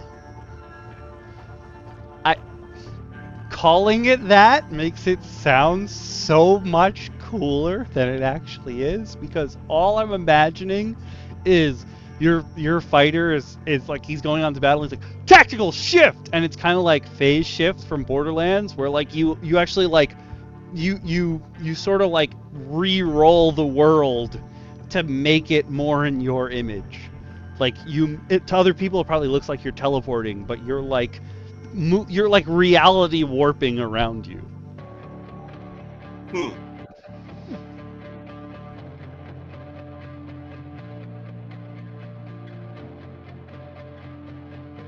Oh, this lets you use Second Wind as your bonus action? Yeah. Interesting. Oh, it gives you the you use one of your second wins as a bonus action to basically give yourself the aggressive trait, which I don't think exists anymore because somebody said it was racist that orcs were aggressive. Oh my god. Yep. It's a fantasy race, people. Yep. All I can do is yep that one. I can't agree with that. I can just yep it. But kind of going back for a second, just at the subclasses, something I just wanted to note. Champion is the only time I've noticed that they've mentioned another check. Like we saw it in Cleric, but this one's actually referencing the fact that you're gaining advantage on athletics checks. Oh. Yeah. And now you have your own kind of inspiration, even though your second wind is also inspiration. You have heroic inspiration. And even before that, like the Battle Master, apparently you just gain like the scan, the Libra ability from Final Fantasy, and you just know things. I didn't realize you used to have a minute. You needed a minute observation. So your Battle Master would literally have to watch someone before you fought every time for it to actually be useful. Yes. Mm-hmm. Yeah, you had to study your opponent. You were Batman. I was just imagining that bit a lot of players in the butt because they would be like, I use this, and they would be like, really? You've been in this fight for 6 seconds. Yep. Yes. I'm just thinking this basically implies that all the Battle Master fighters were perverts before now. Just watching you train to the wall, like, okay, I think I know how to beat him now. They cut like a little chunk out of the wall, and they're just staring through it. They shinned up a tree. In the middle of training, you just see like the tip of a battle axe come through your wall, like, huh? It's like, don't mind me, I'm just watching you for our fight later. Like, huh? Fighter's another class I've never played, so yes, all Battle Masters are perverts now in my mind.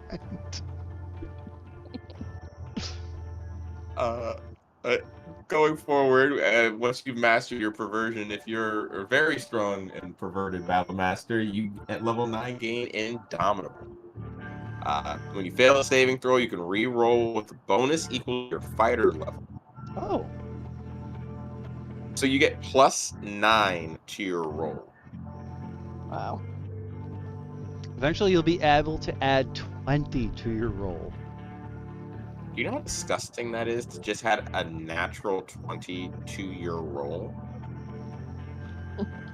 This is like what is it? Oh, the empowered on the saving throws, you get a +10 to start. So like, okay, I'm not failing my saving throw. You're gonna have to try really hard to kill me. On your death saves. One thing I think I'm really picking up here too about this though in 5.5 right now is that they really are trying to push DMs to run 1 to 20 campaigns. Yeah. They want you to go further. Like there's definitely a prestige section that we like didn't really have before. It didn't really exist in 5e, but has existed in many previous editions. Good old 3.5. Hated it. Hated it then. Gonna hate it again, I'm sure. But no, it's a weird push to force players. I mean, maybe the idea is that you play with the same character through multiple adventures and kind of lock yourself in. So maybe it's really good for like adventure league style games. But I can't say I want to run or plan out a 1 to 20 plus campaign. I've also I've never heard of. Perhaps this is part of what they want to change. I've never heard of a Adventurers League campaign going more than 5 sessions. No, but some of the podcasts that are like real play podcasts have taken characters through like different worlds, different iterations. They become gods, then they stop being gods, and they pick them back up for a while and everything. So I guess this is more for that kind of thing where like the characters become more important than the world necessarily that they're playing in. They become heroes, unlike the adage that you weren't ever going to be a hero, you were just a person kind of thing. Yeah.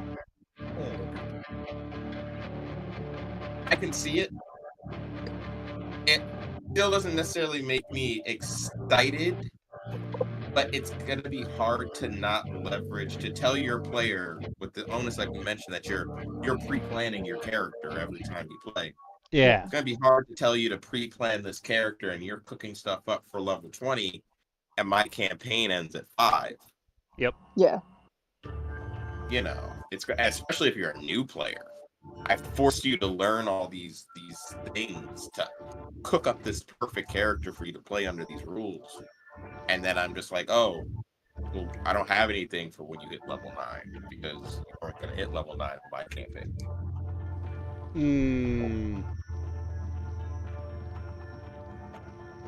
Speaking of level 9, you get another ability at level 9. You get Tactical Master, which lets you swap out the Weapon Mastery ability when you attack for any weapon with Push, Sap, or Slow.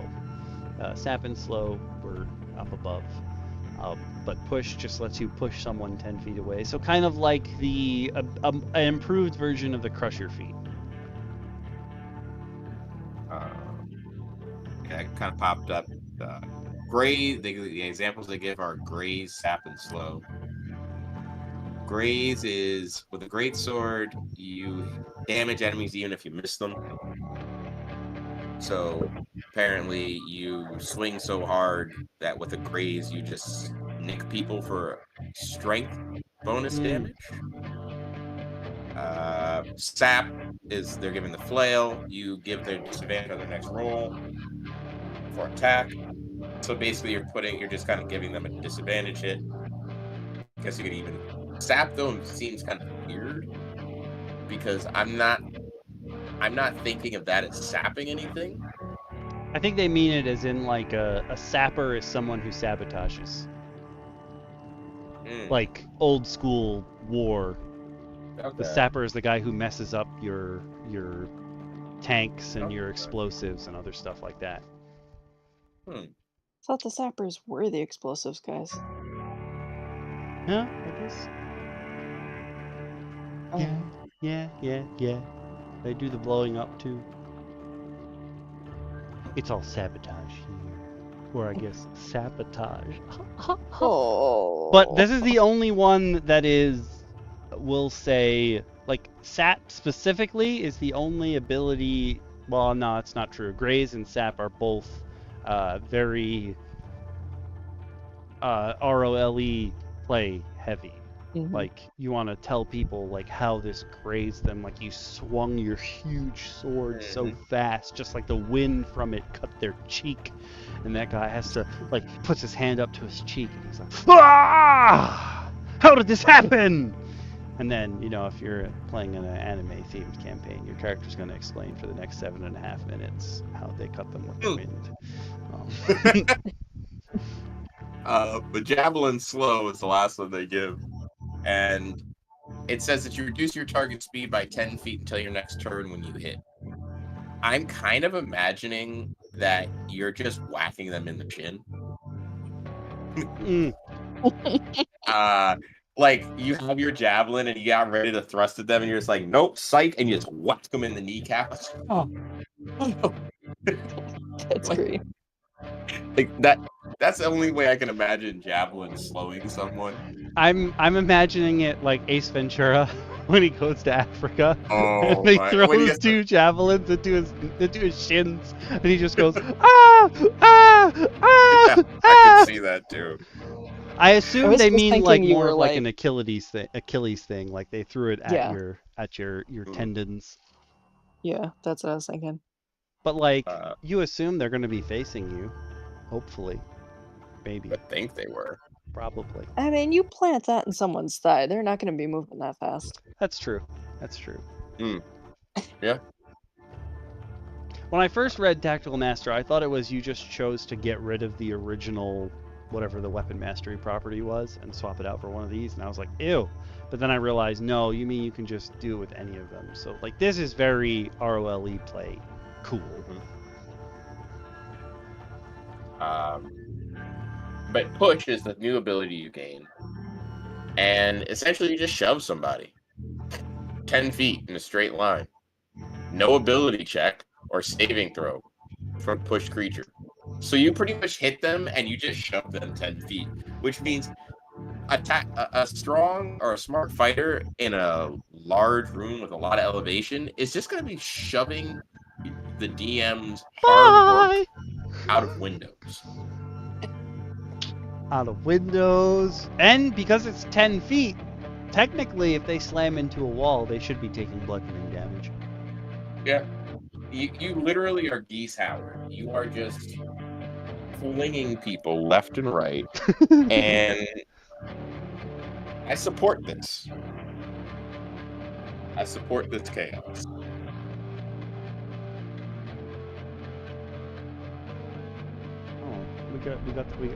The fighters reading books. They got studied attacks at 13. All right, we're putting the onus on the fact that there's actual intelligence in these guys now.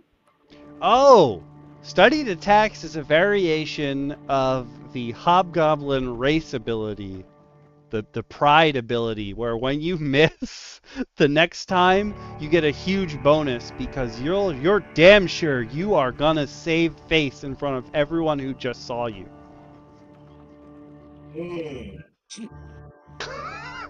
Except it doesn't get the way the hobgoblins one works is you get a bonus that goes up for you get a bonus that goes up for each ally that saw you fuck up. You're so embarrassed you can only swing harder. You're getting drops in it's guy love between 3 guys and a girl.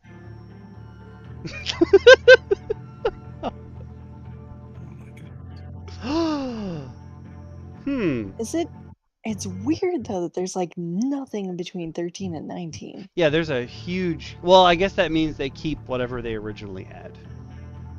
Because these just show you the changes. I'm gonna scroll up real quick. No. Yeah. I don't think so. I don't think does 13. a fighter get between 13 and 19 regularly? Between 13 and 19 regularly, they'll get, well, they're ASI. They get a martial archetype feature. So is that part of your... No, that's what you get with your... it's part of your subclass. You get another use of Indomitable. Action Surge and Indomitable go up. And, like, that's basically it. I think also they showed a little bit in the subclasses. For a Battle Master at 15, they gain the ability to Relentless Presence. Now allows use of a free D8 instead of spending superiority dice. We talked about the Heroic Inspiration, Heroic Warrior. Looks like Eldritch Knight has a little bit of change to War Magic again. You allows intermix magic, especially when you get 2 extra attacks at level 11. And I guess Psy Warriors just go look at the Psy Warrior Tasha's. Once again, we get that epic boon, level 19. And they say combat prowess, so it says when you miss an attack roll, you can hit instead. You can do it once per turn? Yeah. What? Yeah. So Okay, every that one, I guess that makes sense for fighter, but that's you have 4 so attacks. strong. Yeah, by level 19, you have 4 attacks per turn. And you're Slap probably that on action with surging. Graze. You're definitely Yeah. pouring that damage on. And you have Graze now, which means if you want, you could miss and still hit somebody for a ridiculous strength score modifier. Yep, especially if you're going to, they want everyone to be able to go up to 30 now. Yeah, you just become a dervish of death. Dervish of death, I love it. I support it, but you become a dervish of death. Your father was a whirling dervish. I'll say that fighter is definitely better at what it has always done historically. Yeah, it definitely seems like a marked improvement. I don't think they're trying to do as much like they did with the barbarian to make the barbarian its own unique role. I think where they put the emphasis in the barbarian to be the tank, they said, okay, fighter, you're just really, really good at fighting. You've trained your whole life for this. Make it count. Yeah. I think if they keep feats like Great Weapon Mastery and other things like that, you know, Champion, I think, is probably going to be Champion and Eldritch Knight. I can see being 2 of the favored ones going for it, just because if it's really battle centric, who doesn't want to add more critical hits? You know, and not to mention you get advantage on initiative rolls where you're also regaining everything that you're doing anyway. Yeah. You literally, I think a team of 5 fighters hurts combat. Like 5 champions with the right setup, or like a mix of champions and battle masters and everything, just walking into a room. They're level 5. They just walk in. They just say, "We spin," and everything dies. And especially because they're moving half your speed without provoking opportunity attacks. Like they're just zooming around. Yeah.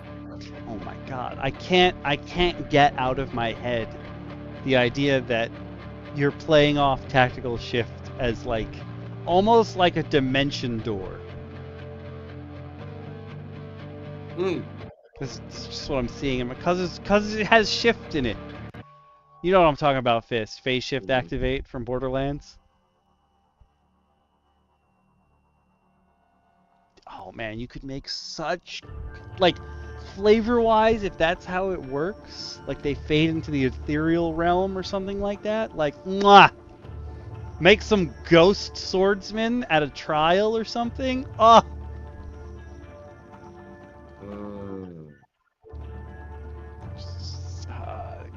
Give that some Old Bay, baby. Hate it. Overall, though, what do we think about fighters? Yay, nay? I feel like the new fighter is not necessarily. I think the stereotype with the cleric is that all clerics are healers. I think the stereotype with fighter is that I'm a boring person. I pick the most boring generic class. I'm gonna play the game, but I'm not gonna do anything special. I feel like they're really trying to make it so that this character, it's not that they're not doing anything special. The fighters are now like, my name is Fighter. I fight.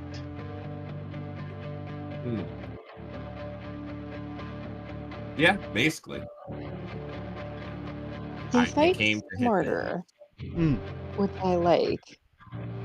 But I honestly think that they gave them so many buffs that the only and things that like can't be countered, like the pushes, that I think that the only way to make that less obnoxious, everybody already hates that when it's the fighter's turn in a battle.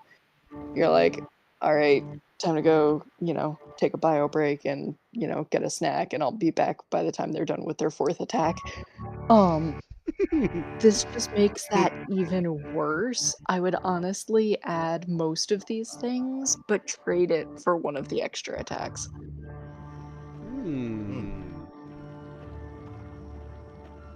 I feel like the way that they've done weapon mastery here is like the extra things that you're getting on it. If you're brand new to the game and you're starting, you now have to know like your damage roll for that weapon, but then you also have to know, oh, what's its special ability. It's not like something that you gain later. It's just like, oh, right from the beginning, there's so much more information you have to process. I feel like that's going to be, again, like a new barrier to entry for new players. I want to get you in a game so bad, Fist. Just so bad. I honestly think you would have a blast. Oh, okay. So, Deficient Master put out a video today. And we were talking about before, like, the difference between ROLL play and ROLE play, and like how a lot of players that like give DMs the most trouble are people who are very far into the ROLL play rather than the ROLE play. And he's talking about one of his problem players, and he's like, one of my problem players, their problem is, one of their many problems is that they give our group too much information that we didn't need. Like one time he just came on and was like, oh yeah, sorry, I just got done watching porn. And all I could think of staring at the computer was like, my player does it at the table. Ew.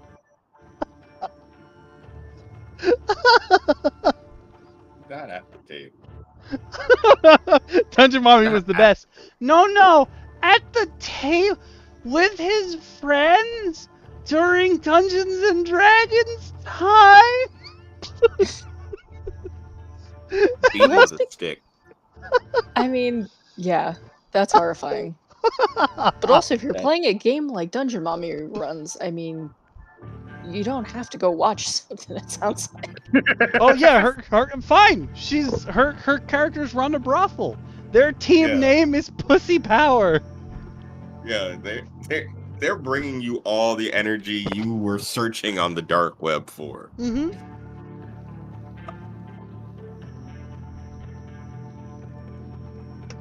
But hopefully, you just have people tuned in.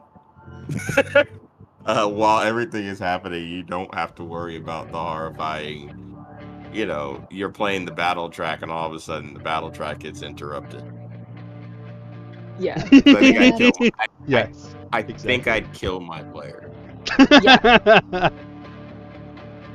Anybody who's doing anything, messing around with their phone or, like, God forbid, actually watching something else, it would just be like, and a lich pops into existence and murders your character. Okay, next.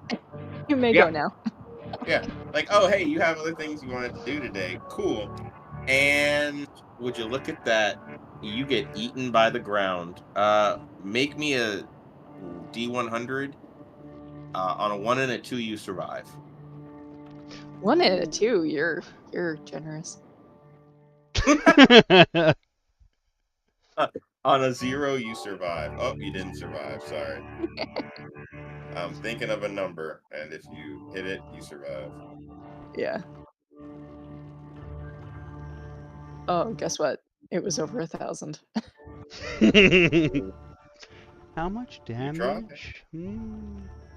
Oh, it was a genius loci. It was a genius loci that ate him. Yeah. It was the whole planet. How much damage is that? Oh, let me get some dice. Yeah, hold on. Pull like 7 million dice.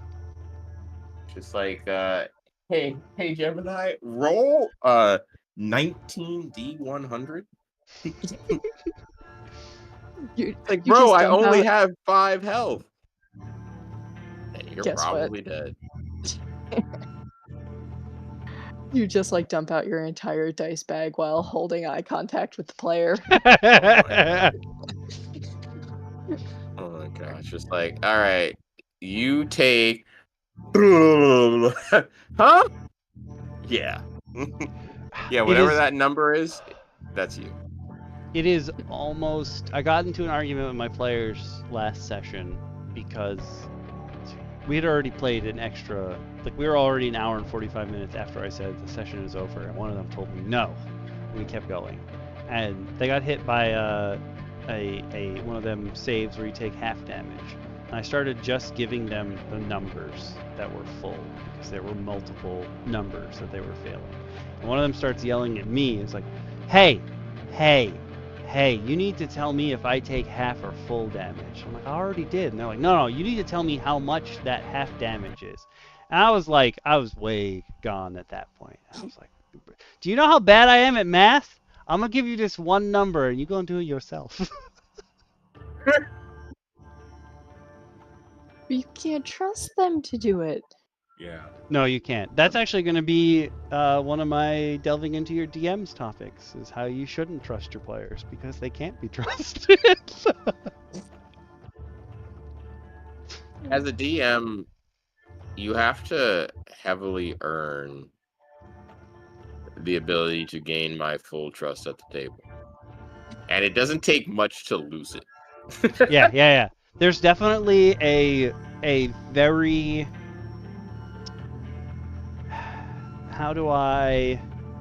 There's definitely a... You especially as a new DM, you shouldn't just give people that trust. They should definitely have to earn it. Wow. You guys are harsh. I've had players try to fudge their rolls. Wow. And it set me off. It set me off in a weird way because I was just like, hey, I know you don't want to fail, but that's literally the nature of the game. Is the randomness of everything. So you somehow knocking the table to get a 20 or like an 18 when you rolled a 4 and everyone saw you roll a 4 and you're like, no, it's a 16. Huh? Like, no, now I can't trust you. What sold me was, I know the original intention for this. So like, as you guys know, I run a physical game. So I get up and I run around the table to move all the minis that I should be moving. And my players are always like, you don't have to get up and move them. And during like what I consider like an arc-ending boss battle for them, they were like, you don't have to get up. We'll move the minis for you. We know it's problematic. And our battle mat had like crocodiles fucking everywhere because this guy was controlling crocodiles. It was a Krasis type 2, and I had it controlling crocodiles, and then I had it have some other minions, but there were crocodiles fucking everywhere. And they were like, you don't have to get up and move all the crocodiles. You don't have to get up and move the Krasis. It's fine. And I was like, all right, cool. And one of my players got the boon of the storm from Lost Mine of Phandelver from the Tower of Storms, though ours in canon is different than the actual one. Whatever, but the boon is the same. You can cast Lightning Bolt 3 times during your lifetime. And one of my players was like, I'm gonna cast Lightning Bolt. And I was like, okay, cool. What else is in the path of this 100-foot beam? And they said, nothing, just the boss. And I believed them. And I got up from the table later, and I was like, you would have obliterated all of these crocodiles that you had been sent here to save. And from then on, I was like, I can't trust you guys ever again. That is fair. Maybe I'm spoiled because like half of our party are also DMs.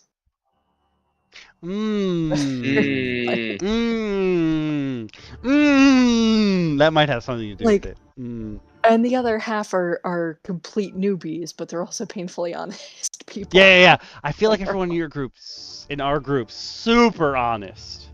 Oh yeah, yeah, absolutely. Like if anything, I have to.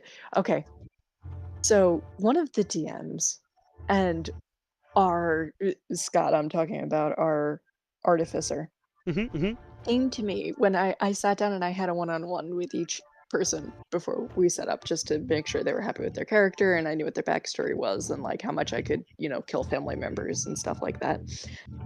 And the basics. Mm. The artificer was like, okay.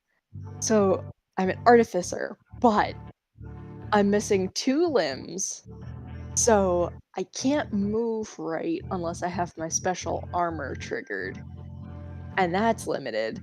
And also, all of these spells that I get to do as an artificer, he wasn't picking a homebrew or anything. This was the standard artificer build. I didn't really feel like all of those spells should be able to be cast at range, so I just stripped everything away except my touch spells.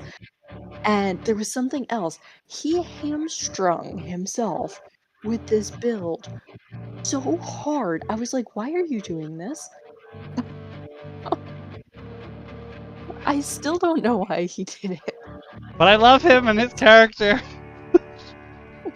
You love him because he's the source of chaos. He is the biggest headache for me in this entire campaign.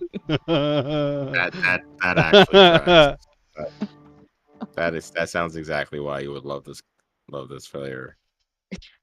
I also liked our tank because our tank was tanking, so I didn't have to.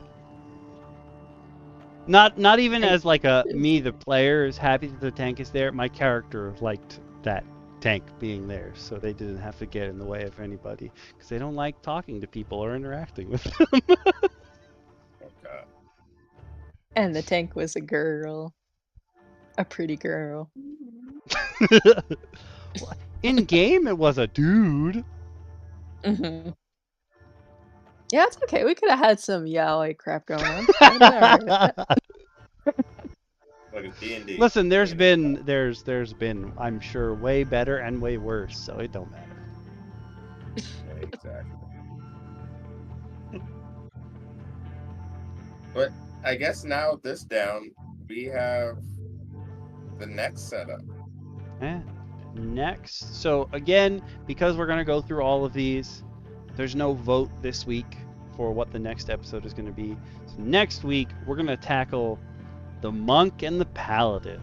I'm pretty sure there's going to be lots of angry raccoons in the chat for monk. I think you're like we said, you got to get that. And folks, you know what you can vote for this week? And if you're watching the video, post a comment. Put your suggestion in the comments, or send a message to us of what you think the raccoon's name should be. And what we'll do is, if people like it, they can, repeat it, and we'll see who wins. Or we'll just put them all in a random number generator and roll. Yeah. Oh, Arvin should leave a comment with some names because the names that he was coming up with when we were doing the dog, the blink dog thing was pretty fantastic. So I feel like he would have some good names for the raccoon. Arvin, if you get a chance. I'm sure he'll watch the VOD, though. I definitely feel like he's a person who watches the VODs. But if not, we can ping him in Okamigakure, which all of you should just come and chat with us in Okamigakure. You don't even have to stay in the Tabletop Schmabletop channel. Arvin talks in general all the time. Come and chat with us. Hang out. Let's talk tabletop. And when you're done doing that, you can make sure to once again like, comment, subscribe, and help support DM Roundtable and some of the other ventures, such as delving into your DMs and his clerical streams. You can catch Aero Kami around the internet all around. And the Okamigakure, the Discord place, is a great place to find that information. We're in there too. You're in there. Yeah, that's true. I am. Shin and Dungeon Mommy are both in Okamigakure. So you can come find them. DM Lacara is hiding in space somewhere. Smart. But I was gonna say that okay, so this is not a I'm not trying to put any other streamers down or what have you, but I have always had a thing where when I'm going to stream, I'll tweet about it first, so you can follow me on Twitter. If you're on Twitch, it's one of the links down below. It's also if you click my card on YouTube, you can get to all my socials. So I always post before I tweet. I always tweet before I stream, even if it's just going to be a Twitch stream or just going to be a YouTube stream. Sometimes I do one or the other instead of both. But you can also, if you're on YouTube, I usually make the thumbnail and like the basic gist of what the stream is going to be the week before. You can actually click that little thumbnail with the title and the description. It has a notify me button, and it will ping you before I stream on YouTube to be like, yo, he's streaming, come here. So you can definitely click those if you don't want to follow me on Twitter. I also post it on YouTube, like I just said, and a message will come up. I always make a scheduled post for when we stream, but you can also just click the notify me on the little stream button if you're hanging around. Or I also do it on the Facebook page for Comic Cray, which I just repost things for multiplayer games on. A lot of people who don't speak English like to follow the Okami Kure page, and I'm always confused about that, but apparently there's lots of people who are into the same multiplayer games. You can find that and other things if you follow and click the things all over the internet. Where can they find you, DM Shin, if they're looking? Here, more consistently, every Monday at 8 p.m. for DM Roundtable. Every once in a while, though, I will appear in random places on the internet, whether it be YouTube or if I do decide to stream or pop into somebody else's stream for whatever purposes that I've been summoned for. I'm all around the internet, but nowhere consistently, except here on Mondays. So That's fair. And if you're looking for DM Lacara, look to the stars. Keep looking. You can find her here on Monday sometimes. Yeah. That's true. That's true. About every other Monday. It's my We're sole DM foray Lacara. into the internet. And DM Lacara lives in the stars. I travel the internet. We are not figments of Okami's imagination, though. We are, or are we? Subscribe to the Patreon. You can find out. No. Yeah. Or become a channel member. It's your choice. You can also, apparently I'm supposed to tell people, if you have a Prime sub and you're not using it, you can give it to me on Twitch. I'm not going to say no. But you We're only going to pray for Murmur to make you his enemy. That is not the noise that Murmur would make when he gets...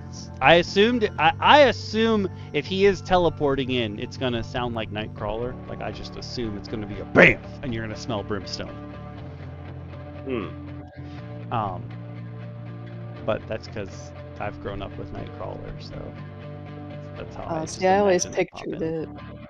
I pictured it as like you hear these like little whispers, and it's all the previous voices that he had stolen. Ooh. That just travel with him. The spices! Ooh. Just in the dark room, all of a sudden you just hear like, Grandma told me not to touch the cookies. I told you don't touch them cookies. Who is talking in my... Yeah. Grandma! The last thing you ever say. Who the hell is talking in my room?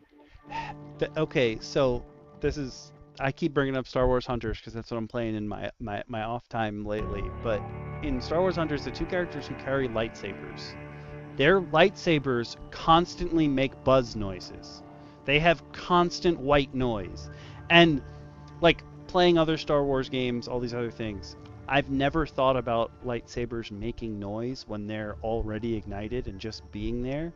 But I realized that like these characters cannot be stealthy. I don't know if it's because they like had shitty manufacturing for their lightsabers, and that's why they're always buzzing. But like, I for the first time ever, I was like, oh, look at this stealthy Jedi. He's gotta come in. He has to use Jedi mind trick because the person that he's standing behind hears behind them constantly. I'm like, oh no. And now that makes me think of like all the other things that make noise when you're rolling for stealth and all this other stuff. Now I gotta think about all that. And I'm like, you've poisoned my mind to stealth.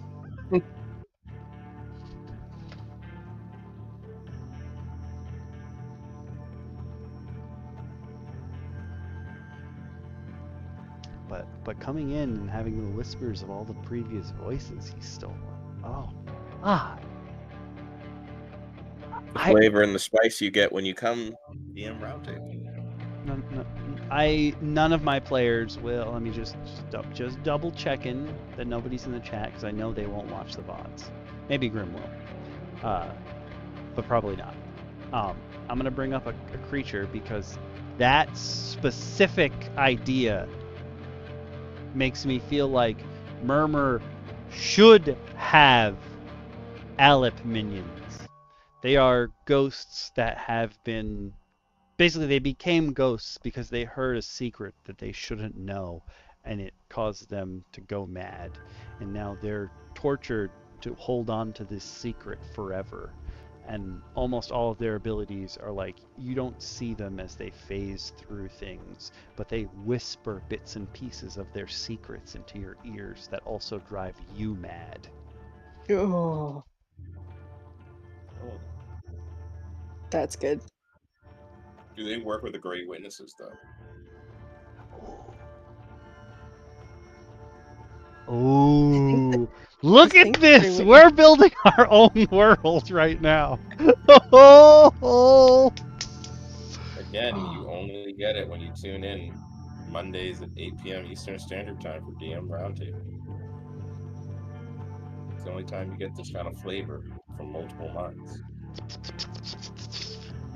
I think that those would be like the unsavory, kind of like the like criminal God, what do they call them? The CIs, the criminal informants. Oh, for the Great Witnesses, you know? That's so dope. That's who they go to when they can't get the information that they need from anyone else. That's so awesome. Oh, it's so good. Undead snitches. Yeah. They really are. They're undead. Yeah, I'll tell you all about what he did. Who, Joe? Yeah, it was definitely Joe. He shot me. It's okay, they can't get snitches. Your weapons are going to go right through them anyway.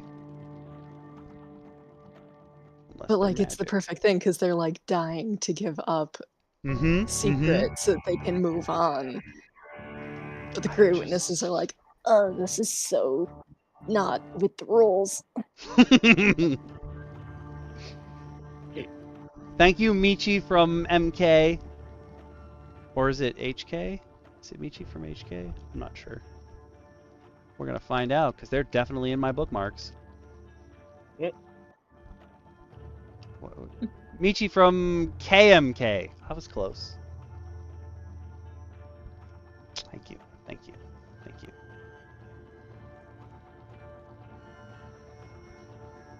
All right. Good stuff. Good stuff. But I think we're going to call this episode quits. Yeah. Good time, guys. We did good. We finished the two things we said we were going to finish. Oh, and before you came in, I had said at the beginning that they released their redone versions of all the races that are going to be in the 5.5e PHB.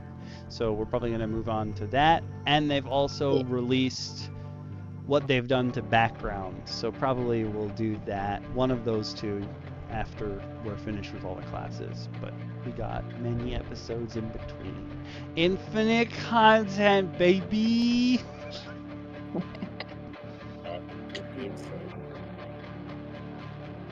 All right.